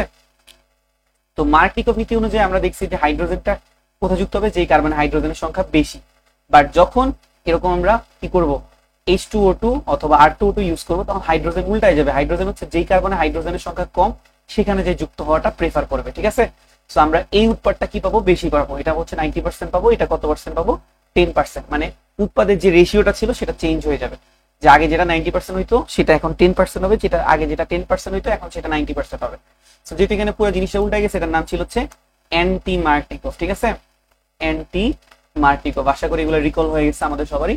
সো আমরা মার্কনিকভ নীতিতে আমরা কি করছিলাম, যে হাইড্রোজেন আমরা যেই কার্বনে হাইড্রোজেনের সংখ্যা বেশি সেই কার্বনে আমরা হাইড্রোজেন ইউজ করছিলাম, এটা ছিল মার্কনিকভ নীতি। আর অ্যান্টি মার্কনিকভ নীতি কখন হবে, যখন আমরা R2O2 অথবা H2O2 ইউজ করবো, তখন হাইড্রোজেন কোথায় চলে যাবে, যেই কার্বনে হাইড্রোজেনের সংখ্যা কম সেই কার্বনে চলে যাবে, ঠিক আছে।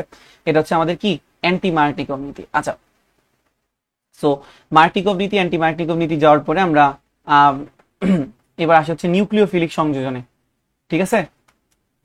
নিউক্লিওফিলিক সংযোজন, এটা আমরা একটু আগে দেখাইছি। এটা আমরা দেখাই মানে হয় হচ্ছে কোথায়, অ্যালডিহাইড অথবা কিটোনে, তাই না। CH3C double bond O bond H, ঠিক আছে। সো এই একটা অ্যালডিহাইড নিব, এটার সাথে আমরা মেইনলি হচ্ছে গ্রিগনার্ড বিকারক ইউজ করতাম, ঠিক আছে। Grignard বিকারক RMgX। সো RMgX এর মধ্যে MgX হচ্ছে প্লাস আর আর হচ্ছে কি মাইনাস। কার্বন আর অক্সিজেনের মধ্যে অক্সিজেন মাইনাস, কার্বন হচ্ছে কি প্লাস। তো এবার জাস্ট আমাদের প্লাস আর মাইনাসকে যোগ করার কাহিনী ছিল। আর যেহেতু মাইনাস, এটা কোথায় যুক্ত হয়ে যাবে, এই কার্বনের প্লাসের সাথে। আর MgX টা কার সাথে যুক্ত হয়ে যাবে, ও এর সাথে। তখন আমরা এখান থেকে কি পাইতাম, CH3CH, এখানে হবে হচ্ছে OMgX, আর এখানে কি হয়ে যাবে, CH3 বা আর, ঠিক আছে। এখানে কি যুক্ত হয়ে যাবে, আর।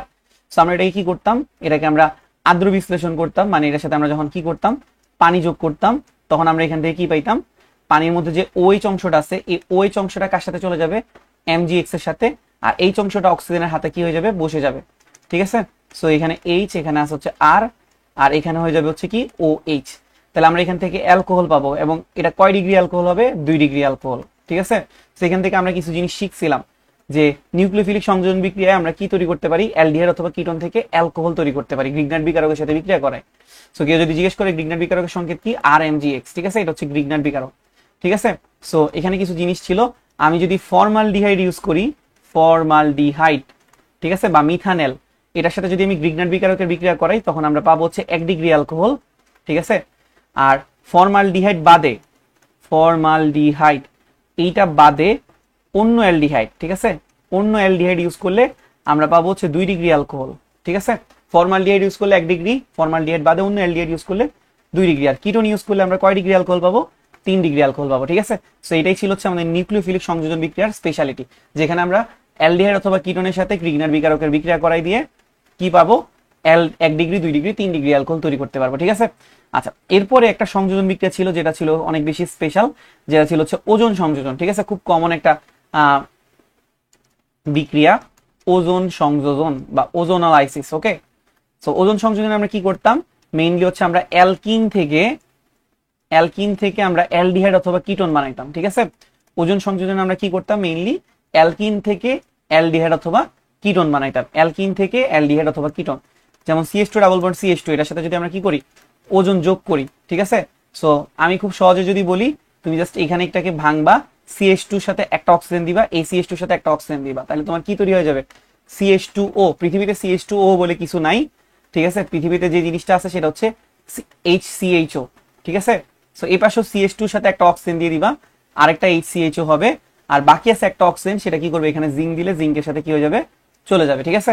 যদি তোমাকে কেউ বলে যে CH3CH ডাবল বন্ড CH2, এটার সাথে ওজন যোগ করো, তাইলেও তুমি কি করবা, এই ডাবল বন্ড যেখানে সেখানে ভাঙবা, একটা অক্সিজেন এই পাশে দিবা আর একটা অক্সিজেন এই পাশে দিবা, তাহলে CH3CHO তৈরি হয়ে যাবে, CH3CHO, আর CH2O মানে হচ্ছে HCHO তৈরি হয়ে যাবে, ঠিক আছে। আর জিঙ্ক আর অক্সিজেন মিলে জিঙ্ক অক্সাইড তৈরি করে ফেলবে খুব ইজিলি। আচ্ছা, আর এখান থেকে আমরা তাহলে কি করতে পারছি, অ্যালডিহাইড তৈরি করতে পারছি। আর কিটোন কিভাবে তৈরি হবে, ধরো তুমি কি নিছো CH3 আর ডাবল বন্ড CH2, ঠিক আছে, বন্ড CH3, সো শাখাযুক্ত অ্যালকিন নিছো, এটার সাথে কি করবা, ওজন যোগ করছো। তাহলে ওজন যোগ করলে কি হবে বলছিলাম, যে যেই জায়গায় ডাবল বন্ড আছে এই জায়গাটা কি হয়ে যাবে, ভাঙবে। তাহলে এখানে কি হবে, এই পাশে একটা অক্সিজেন যোগ হবে আর এই পাশে একটা অক্সিজেন যোগ হবে, তখন এখানে কি হয়ে যাবে, CH3 CO, CO মানে কি, CO CH3, কিটোন হয়ে গেছে। কি তৈরি হয়ে গেছে, কিটোন। আর ওই পাশে হচ্ছে CH2O মানে হচ্ছে HCHO, ঠিক আছে। আচ্ছা, তো তাহলে এখান থেকে একটা আমরা সামারি লিখতে পারি যে আমরা যদি নর্মাল অ্যালকিন মানে শাখাবিহীন অ্যালকিন নেই, তার সাথে যদি ওজন যোগ করি শাখাবিহীন অ্যালকিনের সাথে, তখন আমরা পাবো হচ্ছে অ্যালডিহাইড। শাখাবিহীন হইলে আমরা পাবো হচ্ছে অ্যালডিহাইড ওজন যোগ করলে। আর যদি শাখা যুক্ত হয় তাহলে আমরা কি পাবো, শাখা যুক্ত হইলে কিটোন পাবো, ঠিক আছে।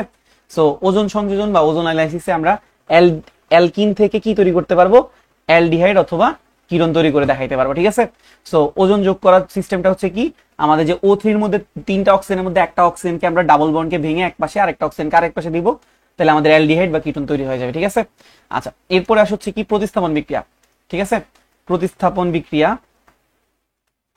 আর আরেকটা হচ্ছে কি, অপসারণ বিক্রিয়া। আমরা দুইটাকে একত্রে দেখাবো, ঠিক আছে। সো প্রতিস্থাপন বিক্রিয়া আর একটা হচ্ছে অপসারণ বিক্রিয়া। ধরো দুইটাই কোথায় হয়, অ্যালকাইল হ্যালাইডে হয়, ঠিক আছে। ধরো আমি একটা ক্লোরিন নিলাম, এটার সাথে কি দিলাম, KOH অ্যাকোয়াস দিলাম। আবার আমি কি করলাম, CH3CH2Cl অ্যালকাইল হ্যালাইড নিলাম। দুইটাই কোথায় হয়, আমি তোমাকে বলছি দুইটাই হয়েছে অ্যালকাইল হ্যালাইডে। প্রতিস্থাপন বিক্রিয়াটাও কোথায় হয়, অ্যালকাইল হ্যালাইডে, এবং অপসারণ বিক্রিয়াটাও অ্যালকাইল হ্যালাইডেই হয়, ঠিক আছে।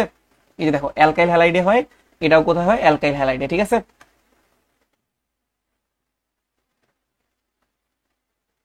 আচ্ছা, তাহলে আমরা এক্সাম্পলটাতে চলে যাই। আচ্ছা, তাহলে আমরা কি বলছিলাম, আমরা এখানেও কি করবো, KOH নিব, বাট আমরা এখানে মাধ্যমটা চেঞ্জ করে দিব, এখানে দিব হচ্ছে অ্যালকোহলিক, ঠিক আছে। সো এটা মাথায় রাখতে হবে, যদি আমি KOH টাকে অ্যাকোয়াস দিই তাহলে প্রতিস্থাপন বিক্রিয়া হবে, আর অ্যালকোহলিক দিলে কি বিক্রিয়া হবে, অপসারণ বিক্রিয়া, ঠিক আছে। সো প্রতিস্থাপন বিক্রিয়া কিভাবে হবে, এখানে যে OH মূলকটা আছে এটা কি করবে, ক্লোরিনটাকে প্রতিস্থাপন করবে। প্রতিস্থাপন মানে একজন একজনকে কি করবে, সরাই দিবে। তাহলে OH গিয়ে এখানে কি করবে, ক্লোরিনের হাতের মধ্যে যেয়ে বসে যাবে, ঠিক আছে। তাহলে এখানে CH3CH2OH মানে আমরা অ্যালকোহল পেয়ে গেছি। আর পটাশিয়াম কি করবে, যে ক্লোরিনটা ছুটে গেছে তার সাথে কি হয়ে যাবে, যুক্ত হয়ে যাবে, পটাশিয়াম ক্লোরাইড তৈরি হয়ে যাবে, ঠিক আছে। আচ্ছা, এরপর হচ্ছে অপসারণ। অপসারণ বিক্রিয়া কি হয়, এই যে ক্লোরিনটা যেই কার্বনে যুক্ত আছে সেটাকে বলা হয়েছে alpha carbon. So alpha carbon থেকে হ্যালোজেন অপসারণ হয়, আর তার পাশের কার্বনকে বলা হয়েছে বিটা কার্বন। বিটা কার্বন থেকে কি অপসারণ হয়, হাইড্রোজেন। সো এখান থেকে একটা হাইড্রোজেন চলে গেলে CH3টা হয়ে যাবে CH2, ওকে। আর CH2 থেকে একটা ক্লোরিন চলে গেলে এটা হয়ে যাবে CH2, ওর একটা হাত ফাঁকা, ওর একটা হাত ফাঁকা, দুইটা ফাঁকা হাত মিলে কি তৈরি করে ফেলবে, ডাবল বন্ড, ঠিক আছে। আর যেই ক্লোরিনটা চলে গেছে এটা পটাশিয়ামের সাথে পটাশিয়াম ক্লোরাইড তৈরি করে ফেলবে। এখানে একটা ওয়েচ আছে, এখান থেকে যে এইচ আসছে সেটার সাথে মিলে কি তৈরি করে ফেলবে, পানি। সো আমাদের মেইন কথা হচ্ছে অ্যাকোয়াস দিলে হচ্ছে কি হয়, প্রতিস্থাপন। অ্যালকোহলিক দিলে কি বিক্রিয়া হয়, অপসারণ। প্রতিস্থাপন বিক্রিয়া তো হচ্ছে যে কি করবে, ওয়েচটা আইসা ক্লোরিনটাকে সরাই দিবে, নিজে গিয়ে ওখানে বসে যাবে। আর অ্যালকোহলিকে কি হয়, অপসারণ। আলফা কার্বন থেকে হ্যালোজেন অপসারণ হয়, আর বিটা কার্বন থেকে হাইড্রোজেন অপসারণ হয়, ঠিক আছে। সো আলফা কার্বন থেকে হ্যালোজেন আর বিটা কার্বন থেকে হাইড্রোজেন অপসারণ হবে। সো অপসারণ হওয়ার পরে এখানে যে দুইটা ফাঁকা হাত হবে, ফাঁকা দুইটা হাত মিলে কি তৈরি করে ফেলবে, ডাবল বন্ড তৈরি করে ফেলবে, ঠিক আছে। সো এটা ছিল হচ্ছে অপসারণ আর প্রতিস্থাপন বিক্রিয়ার মেকানিজম, সো বা বিক্রিয়া। সো প্রতিস্থাপন বিক্রিয়াকে আমরা SN1 আর SN2 দুইটা ভাগে ভাগ করতে পারি। সো এই দুইটার পার্থক্য এমসিকিউর জন্য অনেক বেশি বেশি ইম্পর্টেন্ট। সো আমরা এই দুইটার পার্থক্য একটু দেখে আসি, মনে করে আসি। SN1 SN2, এটাকে SN1 বলার কারণ কি ছিল, এটা একটা বিক্রিয়কের উপর নির্ভর করে, ঠিক আছে। সো এটা কিসের উপর নির্ভর করে, একটা বিক্রিয়কের উপর, ঠিক আছে। ডিপেন্ডস অন ওয়ান রিঅ্যাক্টেন্ট, মানে একটা বিক্রিয়কের উপর কি করে, সে নির্ভর করে। SN2 এটা কয়টা বিক্রিয়কের উপর নির্ভর করে, ডিপেন্ডস অন 2, ঠিক আছে। আচ্ছা, এই SN1 এ কার্বোক্যাটায়ন তৈরি হয়, কি হয়, কার্বোক্যাটায়ন তৈরি হয়, কিন্তু SN2 তে কোনো কার্বোক্যাটায়ন তৈরি হয় না, ঠিক আছে। আর SN2 তে অন্তর্বর্তী অবস্থা আছে, কি আছে, অন্তর্বর্তী অবস্থা আছে, কিন্তু SN1 এ কোনো কি নাই, অন্তর্বর্তী অবস্থা নাই, ঠিক আছে। তাহলে SN1 হচ্ছে একটা বিক্রিয়কের উপর নির্ভর করে, SN2 দুইটা বিক্রিয়কের উপরে। SN1 এ কার্বোক্যাটায়ন তৈরি হয়, SN2 তে কার্বোক্যাটায়ন তৈরি হয় না। SN2 তে অন্তর্বর্তী অবস্থা আছে কিন্তু SN1 এ নাই। SN1 হচ্ছে একটা 2 স্টেপ রিঅ্যাকশন, মানে এটা 2 স্টেপে হয়, আর এটা হচ্ছে কি 1 স্টেপ রিঅ্যাকশন, মানে এক স্টেপে হয়, ঠিক আছে। তারপর হচ্ছে SN1 এর সক্রিয়তার ক্রম হচ্ছে 3 2 1, আর SN2 এর সক্রিয়তার ক্রম হচ্ছে 1 2 3, ঠিক আছে, সবচেয়ে বেশি এমসিকিউ আসবে হচ্ছে SN1 এর সক্রিয়তার ক্রম, SN2 এর সক্রিয়তার ক্রম। ঠিক আছে, সো 3 ডিগ্রি অ্যালকাইল হ্যালাইড গুলা SN1 বেশি দিবে, আর 1 ডিগ্রি গুলা কোন বিক্রিয়া বেশি দিবে? SN2 বিক্রিয়া বেশি দিবে। ঠিক আছে, আচ্ছা সো আই গেস আমরা এখানে ক্লিয়ার। আচ্ছা, আর অপসারণ বিক্রিয়া থেকে আমাদের একটা জিনিস একটু ভালো করে খেয়াল রাখতে হবে। অপসারণ বিক্রিয়া তো আই গেস আমরা ক্লিয়ার যে আলফা কার্বন থেকে হ্যালোজেন অপসারণ হবে, বিটা কার্বন থেকে কি অপসারণ হবে? হাইড্রোজেন। ওকে, সো এটা হচ্ছে আমাদের ক্লোরিন। এটাকে আমরা কি দিব? অপসারণ বিক্রিয়া হইতে হলে KOH কে আমাকে দিতে হবে অ্যালকোহলিক মাধ্যম। ওকে, সো এখন এখানে অপসারণ, এটা হচ্ছে হ্যালোজেন, হ্যালোজেনটা যে কার্বনে যুক্ত সেটা হচ্ছে আলফা কার্বন, তার পাশের কার্বন হচ্ছে কি? Beta carbon. সো এই পাশে একটা বিটা কার্বন আছে, এই পাশে একটা বিটা কার্বন আছে। সো আলফা কার্বন থেকে হ্যালোজেন অপসারণ হবে, বিটা কার্বন থেকে কি অপসারণ হবে? হাইড্রোজেন। সো হাইড্রোজেনটা এখান থেকেও অপসারণ হইতে পারে, এখান থেকেও অপসারণ হইতে পারে। ঠিক আছে, সো দুইটা উৎপাদ পাওয়া পসিবল। সো হাইড্রোজেনটা যদি এখান থেকে অপসারণ হয়, হ্যালোজেনটা এই কার্বন থেকে অপসারণ হবে, তখন এখানে একটা ডাবল বন্ড তৈরি হবে। তাহলে CH3CH আর ডাবল বন্ড CH বন্ড কি? CH3, এটা একটা উৎপাদ পাবো। আবার CH3CH2, হ্যালোজেনটা এখান থেকে, হাইড্রোজেনটা এখান থেকে গেলে এখানে একটা ডাবল বন্ড তৈরি হবে, CH ডাবল বন্ড CH2। ঠিক আছে, সো এই উৎপাদ আর এই উৎপাদ, দুইটা উৎপাদের মধ্যে কোনটা বেশি হবে? সো আমরা মার্কনিকভ নীতিতে দেখে আসছিলাম যে হাইড্রোজেন যোগ হওয়ার সময় যে কার্বনে হাইড্রোজেনের পরিমাণ বেশি সেখানে যুক্ত হয়েছিল এবং ওইটা বেশি পার্সেন্ট হয়েছিল, কিন্তু অপসারণ হওয়ার সময় উল্টা। হাইড্রোজেন অপসারণ হওয়ার সময় যেই কার্বনে হাইড্রোজেনের পরিমাণ কম, যেমন এখানে কয়টা হাইড্রোজেন? দুইটা, আর এখানে কয়টা? তিনটা। তাহলে হাইড্রোজেনের পরিমাণ কম কোথায় আছে? এই কার্বনে। ঠিক আছে, সো যেই কার্বনে হাইড্রোজেনের পরিমাণ কম সেখান থেকে কি হবে? বেশি অপসারণ হবে। ঠিক আছে, যেই কার্বনে হাইড্রোজেনের পরিমাণ হচ্ছে কি? কম, সেই কার্বন থেকে কি হবে? বেশি অপসারণ হবে। সো এটা হচ্ছে বেশি হবে, এটা হচ্ছে 80% আর এটা হচ্ছে 20%। সো এই নিয়মটা বলছিল হচ্ছে সায়াজেফ, সো এটাকে বলা হচ্ছে সায়াজেফ নীতি। ঠিক আছে, হাইড্রোজেন অপসারণ হওয়ার সময় কোথা থেকে অপসারণ হয়? যেই কার্বনে হাইড্রোজেনের পরিমাণ কম সেই কারণ থেকে অপসারণ হওয়াটা বেশি পছন্দ করে। ঠিক আছে, সো আমাদের বিক্রিয়ার মোটামুটি জিনিসপাতি দেখা শেষ। এখন আমরা চলে যাব হচ্ছে কি?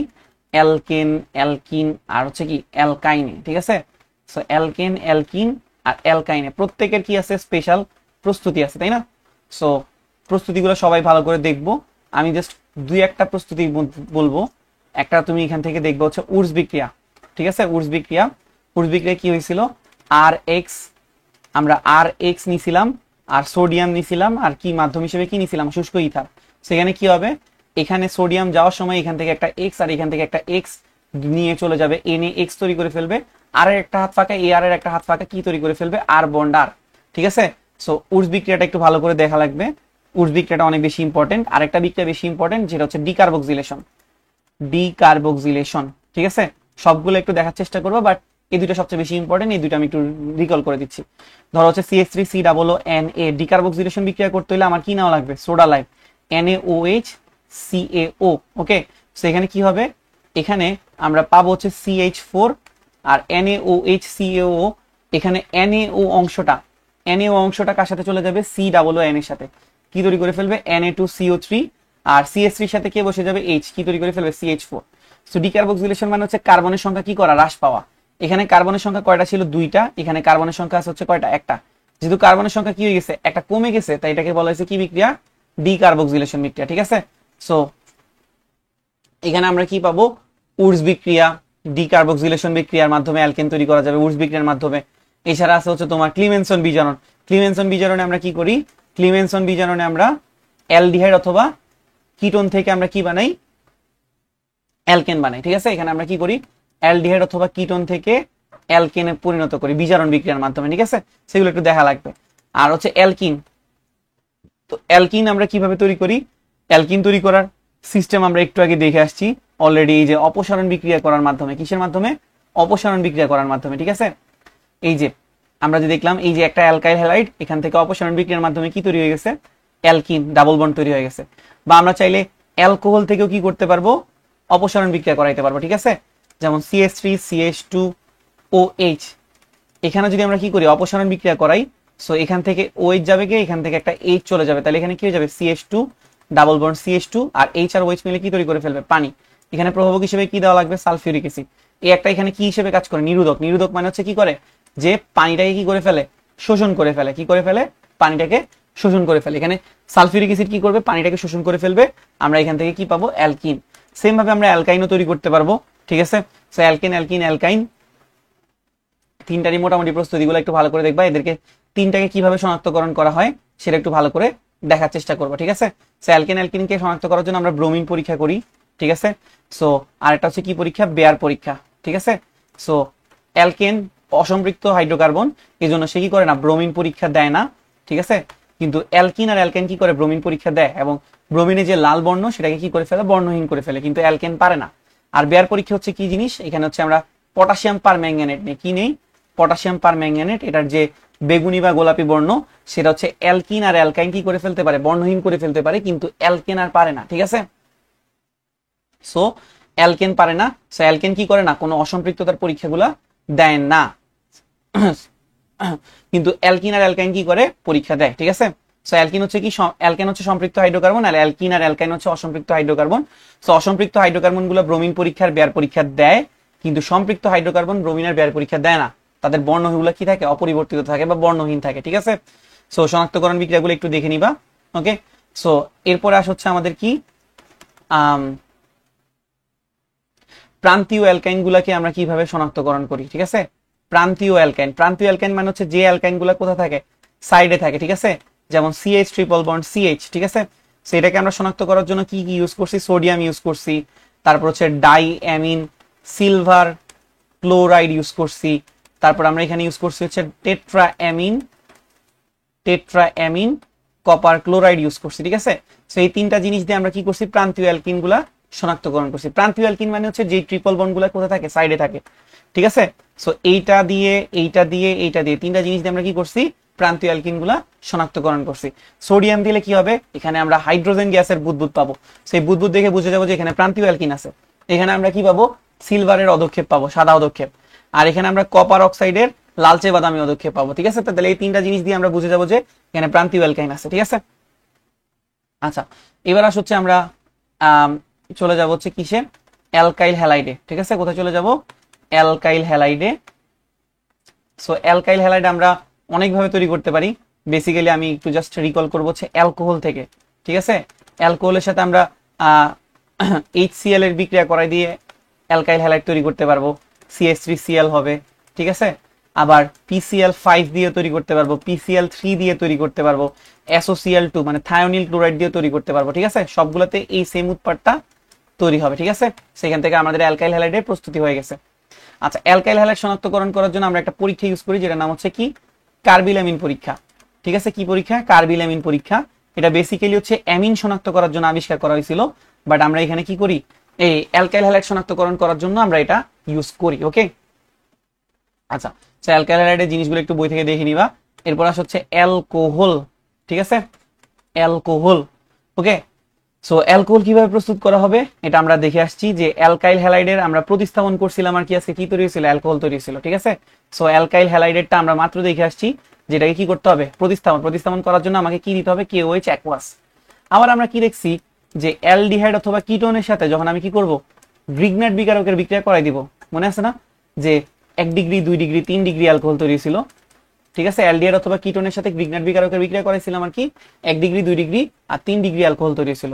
এরপর হচ্ছে কি, অ্যালডিহাইড অথবা কিটোনকে যদি আমি কি করে দেই, বিজারণ করে দিই, কি করে দেই, বিজারণ, তখনও কি তৈরি হবে, অ্যালকোহল তৈরি হবে, ঠিক আছে। সো এই কয়েকটা অ্যালকোহলের স্পেশাল বিক্রিয়া। আচ্ছা, তো পরীক্ষায় সবচেয়ে বেশি ইম্পর্টেন্ট আসে হচ্ছে অ্যালকোহলের শনাক্তকরণটা, ঠিক আছে। অ্যালকোহলকে আমরা কিভাবে কি করি, শনাক্ত করি।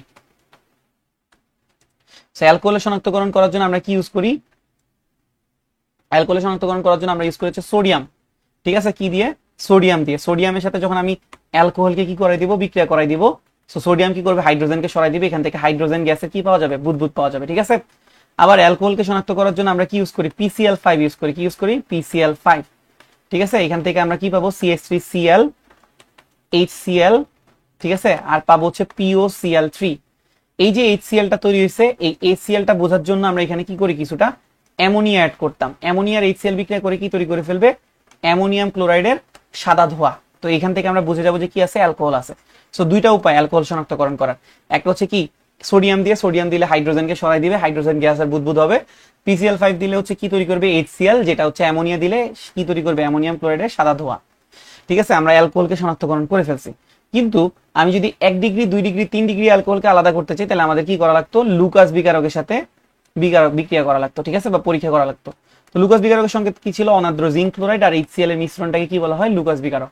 তো 3 ডিগ্রি অ্যালকাইল হ্যালাইডের সাথে যখন আমি লুকাস বিকারকের বিক্রিয়া করাবো, এটা সাথে সাথে কি করবে, সাথে সাথেই সাদা পদক্ষেপ দিবে। ঠিক আছে, কি দিবে, সাদা পদক্ষেপ দিবে।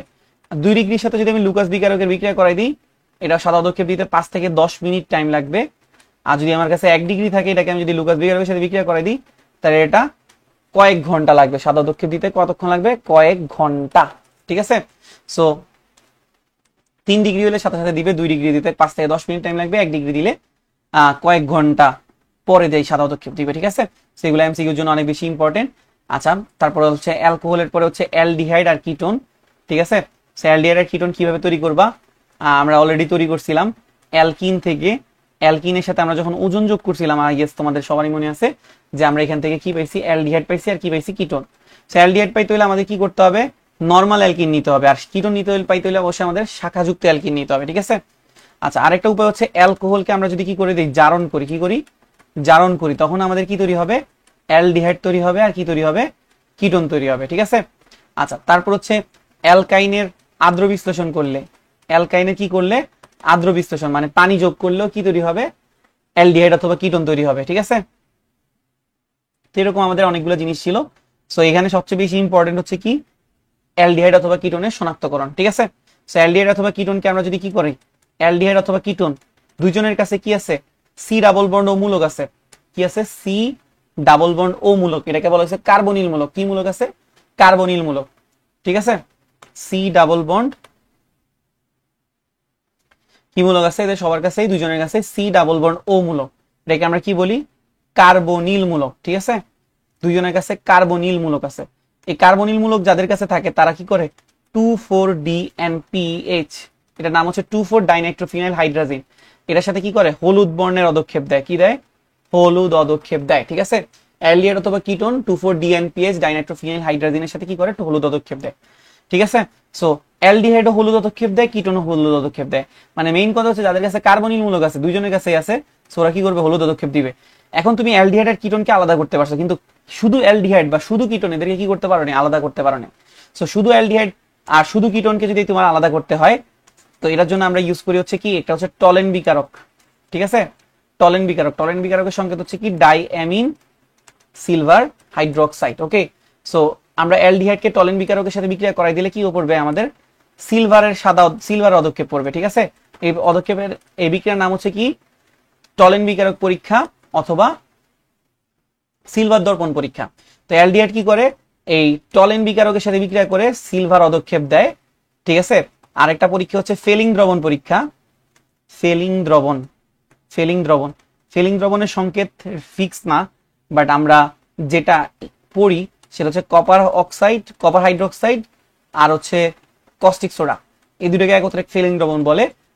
তো এই দুইটার সাথে যখন আমি কি করব, অ্যালডিহাইডকে বিক্রিয়া করে দিব, CO2 এর একটা লালচে বাদামি পদক্ষেপ পড়বে। ঠিক আছে, সেই লালচে বাদামি পদক্ষেপ দেখে আমরা বুঝে যাবো যে এখানে কি আছে, অ্যালডিহাইড আছে। কিন্তু কিটোন, কিটোন কি করবে না, এই টলেন বিকারকের সাথে বিক্রিয়া বলো বা ফেলিং দ্রবণের সাথে বিক্রিয়া বলো, কিটোন এই বিক্রিয়া কখনোই দিবে না। ঠিক আছে, কিটোন কখনোই কি করবে না, এই টলেন বিকারক অথবা ফেলিং দ্রবণ, ঠিক আছে, ফেলিং রিয়েজেন্টের সাথে বলো বা টলেন বিকারকের সাথে বলো, এদের সাথে কি করবে না, কখনোই বিক্রিয়া দিবে না। সো আমরা অ্যালডিহাইড আর কিটোনকে যদি সেপারেট করতে চাই, 2,4-DNPH নিয়ে আসবো, দুজনই বিক্রিয়া করবে, তারা হলুদ পদক্ষেপ দিয়ে আলাদা হয়ে যাবে। এখন শুধু অ্যালডিহাইড আর শুধু কিটোনকে যদি আলাদা করতে চাই, টলেন বিকারক অথবা ফেলিং দ্রবণের সাথে বিক্রিয়া করে দিব, যদি সিলভার দর্পণ অথবা লালচে বাদামি পদক্ষেপ পড়ে তাহলে বুঝবো যেটা অ্যালডিহাইড, যদি না পড়ে তাহলে বুঝবো যেটা কিটোন। ঠিক আছে, তাহলে আমাদের কি আলাদা হয়ে গেছে, অ্যালডিহাইড অথবা কিটোন আলাদা হয়ে গেছে। ওকে, আচ্ছা, তাহলে অ্যালডিহাইড কিটোনের শনাক্তকরণ শেষ। এবার হচ্ছে আমাদের দেখা লাগবে হচ্ছে আচ্ছা, এখন আমাদের দেখা লাগবে হচ্ছে কি, অ্যাসিড। ঠিক আছে, কার্বক্সিলিক অ্যাসিড। কার্বক্সিলিক অ্যাসিড প্রস্তুত করার ওয়ে হচ্ছে অ্যাস্টারের সাথে তুমি কি করবা, পানি বিক্রিয়া করে দিবা। ঠিক আছে, খুবই কমন একটা বিক্রিয়া, যেমন ধরো হচ্ছে CH3 COO CH3, এটার সাথে যখন তুমি কি করছো, পানি যোগ করছো, আদ্র বিশ্লেষণ করছো, তাহলে এই যে CH3 COO অংশটা এখানে H এর সাথে গিয়ে কি তৈরি করে ফেলবে, CH3 COOH, আর CH3 টা কি তৈরি করে ফেলবে, CH3OH, মানে আমাদের অ্যালকোহল তৈরি গেছে, অ্যাসিডও তৈরি গেছে। ঠিক আছে, আর 2 নম্বর হচ্ছে আমরা যদি অ্যালডিহাইড অথবা কিটোনকে কি করে দেই, জারণ করে দিই। ঠিক আছে, জারণ করলে সেটা কি তৈরি করবে, অ্যাসিড তৈরি করবে। আর এটা শনাক্তকরণ করা খুব ইজি, আমরা ছোটবেলা থেকে শিখে আসছি। অ্যাসিড কি করে, নীল লিটমাসকে কি করে, লাল করে দিবে। ঠিক আছে, নীলকে কি করবে, লাল করবে। আর 2 নাম্বার হচ্ছে তুমি যদি এই অ্যাসিডটাকে কি করো, সোডিয়াম বাইকার্বনেটের সাথে বিক্রিয়া করাই দাও, ঠিক আছে, কার্বক্সিলিক অ্যাসিডকে, এখান থেকে কি তৈরি হবে, লবণ তৈরি হবে, সল্ট, কারণ এটা অ্যাসিড একটা বেস, মানে লবণ আর ক্ষারের বিক্রিয়া। আর কার্বন ডাইঅক্সাইড গ্যাস তৈরি হবে, আর কি তৈরি করবে, পানি। সো এই কার্বন ডাইঅক্সাইড গ্যাসের বুদবুদ দেখে বোঝা যাবে যে এখানে একটা কি ছিল, অ্যাসিড উপস্থিত ছিল, ঠিক আছে। আচ্ছা, এরপরে আমাদের হচ্ছে অ্যামিন, ঠিক আছে। অ্যামিন, অ্যামিন হচ্ছে আমরা সবচেয়ে বেশি আসে হচ্ছে অ্যামিনের ক্ষারকত্বের ক্রম, ঠিক আছে, ক্ষারকত্বের ক্রম, এটা হচ্ছে 213, মানে 2130। তারপর হচ্ছে ফিনাইল অ্যামিন, ঠিক আছে, ফিনাইল অ্যামিন। 2 মানে হচ্ছে কি 2 ডিগ্রি অ্যামিন, তারপর 1 ডিগ্রি অ্যামিন, তারপর 3 ডিগ্রি অ্যামিন, তারপর 0 ডিগ্রি অ্যামিন, মানে কোনো কিছুই নাই, তারপর হচ্ছে ফিনাইল অ্যামিন, ঠিক আছে। অ্যামিনের ক্ষারকত্বের ক্রম। অ্যামিনকে আমরা শনাক্ত করার জন্য আমরা কি ইউজ করি, কার্বিল অ্যামিন পরীক্ষা। কি ইউজ করি, কার্বিল অ্যামিন পরীক্ষা, ঠিক আছে। এই কার্বিল অ্যামিন পরীক্ষা দিয়ে আমরা মেইনলি শনাক্ত করি হচ্ছে 1 ডিগ্রি অ্যামিন, ঠিক আছে। 1 ডিগ্রি অ্যামিনকে শনাক্তকরণ করার জন্য আমরা কি ইউজ করি, কার্বিল অ্যামিন পরীক্ষা, ঠিক আছে। সো এই কার্বিল অ্যামিন পরীক্ষাটা কিরকম, ধরো একটা 1 ডিগ্রি অ্যামিন, এটাকে আমরা নিছি, এটার সাথে আমরা একটা ক্লোরোফর্ম নিব, ঠিক আছে। ক্লোরোফর্ম নিলে এখানে CH3NC, মিথাইল আইসোসায়ানাইডের একটা কি পাওয়া যাবে, বাজে গন্ধ পাওয়া যাবে, ঠিক আছে। এই গন্ধটা দেখে আমরা বুঝে যাবো যে হ্যাঁ এখানে কি আছে, মিথাইল অ্যামিন আছে, এখানে আমরা KOH নিব, ঠিক আছে। সো কার্বিল অ্যামিন পরীক্ষা দিয়ে আমরা মেইনলি শনাক্ত করি হচ্ছে অ্যামিন, আরো সিগনিফিকেন্টলি 1 ডিগ্রি অ্যামিন শনাক্ত করি, ঠিক আছে। আচ্ছা, এরপর আসছে হচ্ছে 2 ডিগ্রি আর 3 ডিগ্রি শনাক্তকরণ করার জন্য আরেকটা টেকনিক আছে, এটাকে আমরা নাইট্রাস অ্যাসিডের সাথে বিক্রিয়া করাই দিই। যদি 1 2 3 সবাইকে যদি তুমি কি করতে চাও, আলাদা করতে চাও, এখানে কিন্তু 2 আর 3 কে আলাদা করতে পারবা না, তুমি কি করবা, নাইট্রাস অ্যাসিডের সাথে কি করে দিবা, বিক্রিয়া করাই দিবা, ঠিক আছে। 1 ডিগ্রি অ্যামিন কি করবে, নাইট্রাস অ্যাসিড HNO3 না HNO2, 1 ডিগ্রি অ্যামিন কি করবে, নাইট্রাস অ্যাসিডের সাথে বিক্রিয়া করলে নাইট্রোজেন গ্যাসের বুদবুদ তৈরি করে। 2 ডিগ্রিটা কি তৈরি করে, হলুদ বর্ণের তৈলাক্ত একটা অদক্ষেপ তৈরি করে। আর 3 ডিগ্রি অ্যামিন কি করে, একটা লবণ তৈরি করে, যেটা হচ্ছে কি দ্রবণীয় লবণ, ঠিক আছে। সো তুমি এইভাবে কি করতে পারবা, নাইট্রাস অ্যাসিডের সাথে বিক্রিয়া করাই দিয়ে 1 ডিগ্রি 2 ডিগ্রি 3 ডিগ্রি অ্যামিনকে আলাদা করতে পারবা, ঠিক আছে। আচ্ছা, আর আরেকটা ফেমাস বিক্রিয়া হচ্ছে আয়োডোফর্ম বিক্রিয়া, ঠিক আছে। সবচেয়ে বেশি এমসিকিউ আসে হচ্ছে কোনটা আয়োডোফর্ম দিবে বা কারা আয়োডোফর্ম দিবে। সো যাদের কাছে এরকম CH3C ডাবল বন্ড O এই মাথাটা থাকবে, অথবা CH3COH এই দুইটা মাথা, মানে এই দুইটা অংশ যাদের কাছে থাকবে, তারা কি করবে, আয়োডোফর্ম বিক্রিয়া দিবে। সো পরীক্ষা এমসিকিউতে আসবে নিচের কোনটা আয়োডোফর্ম বিক্রিয়া দিবে বা নিচের কোনটা আয়োডোফর্ম বিক্রিয়া দিবে না, ঠিক আছে। সো তখন তোমাকে কি করতে হবে, চেক করতে হবে যে এইরকম মাথা অথবা এইরকম মাথা আছে কিনা। যদি এই দুইটা মাথা থাকে তাহলে বুঝবো যে এখানে আয়োডোফর্ম দিবে, আর না থাকলে দিবে না, সহজ হিসাব, ঠিক আছে। আচ্ছা আচ্ছা, তো আরেকটা ইম্পর্টেন্ট অংশ হচ্ছে কি অ্যালডোল কন্ডেনসেশন, মানে অ্যালডোল বিক্রিয়া, আরেকটা হচ্ছে কি ক্যানিজারো বিক্রিয়া, ঠিক আছে। সো অ্যালডোল বিক্রিয়া হচ্ছে কি, যদি আলফা কার্বনে আলফা হাইড্রোজেন থাকে, ঠিক আছে, তাহলে তারা কি করবে, অ্যালডোল ঘনীভবন বিক্রিয়া দিবে। আর ক্যানিজারো বিক্রিয়া কি, যাদের কাছে কোনো আলফা কার্বন নাই অথবা আলফা কার্বনে আলফা হাইড্রোজেন নাই, ঠিক আছে। যেমন আমি যদি এক্সাম্পল হিসেবে বলি, যেমন CH3CHO, ঠিক আছে। সো আলফা কার্বন কোনটা, এই যে CHO মূলকটা যেই কার্বনে যুক্ত থাকবে সেটা হচ্ছে আমাদের আলফা কার্বন, এবং এই আলফা কার্বনের হাতে যে হাইড্রোজেন গুলো থাকবে সেটা হচ্ছে কি আলফা হাইড্রোজেন, ঠিক আছে। সো আলফা কার্বনে আলফা হাইড্রোজেন আছে, তার মানে এটা কি বিক্রিয়া দিবে, অ্যালডোল ঘনীভবন বিক্রিয়া দিবে। কিন্তু খেয়াল করো HCHO, এখানে কি নাই, এই যে CHO মূলকটা কোনো কার্বনের সাথে যুক্ত নাই, ঠিক আছে, তার মানে এখানে কোনো কি নাই, আলফা কার্বনই নেই। সো আলফা হাইড্রোজেন আসার কোনো প্রশ্নই ওঠে না। আবার দেখো তো, এই যে এটা হচ্ছে নাম হচ্ছে বেনজাল ডিহাইড, এই বেনজাল ডিহাইডের মধ্যেও এই কার্বনে কোনো কি নাই, হাইড্রোজেনই নেই। সেখানে কোনো কি বিক্রিয়া দিবে না, অ্যালডোল ঘনীভবন বিক্রিয়া দিবে না, ক্যানিজারো বিক্রিয়া দিবে, ঠিক আছে। তাহলে অ্যালডোল ঘনীভবন বিক্রিয়া কারা দিবে, যাদের আলফা কার্বনে আলফা হাইড্রোজেন থাকে। আর ক্যানিজারো বিক্রিয়া কারা দিবে, যাদের আলফা কার্বন নাই অথবা কোনো আলফা কার্বনে আলফা হাইড্রোজেন নাই, ঠিক আছে। আরেকটা এক্সাম্পল হিসেবে যদি বলি, এই যে দেখো CH3 CH3 CH3, এই যে আলফা কার্বন হচ্ছে কোনটা, CHO মূলকটা যেই কার্বনে যুক্ত সেটা হচ্ছে আলফা কার্বন, এর কাছে কোনো কি নাই, আলফা হাইড্রোজেন নাই, তার মানে এটা কি করবে না, অ্যালডোল দিবে না, কিন্তু কি দিবে, ক্যানিজারো বিক্রিয়া দিবে, ঠিক আছে। সো কোনটা অ্যালডোল বিক্রিয়া দিবে, কোনটা ক্যানিজারো বিক্রিয়া দিবে, খুবই কমন প্রশ্ন, ঠিক আছে। সো ক্লাসটা এই পর্যন্তই, সবাইকে দেখার জন্য ধন্যবাদ।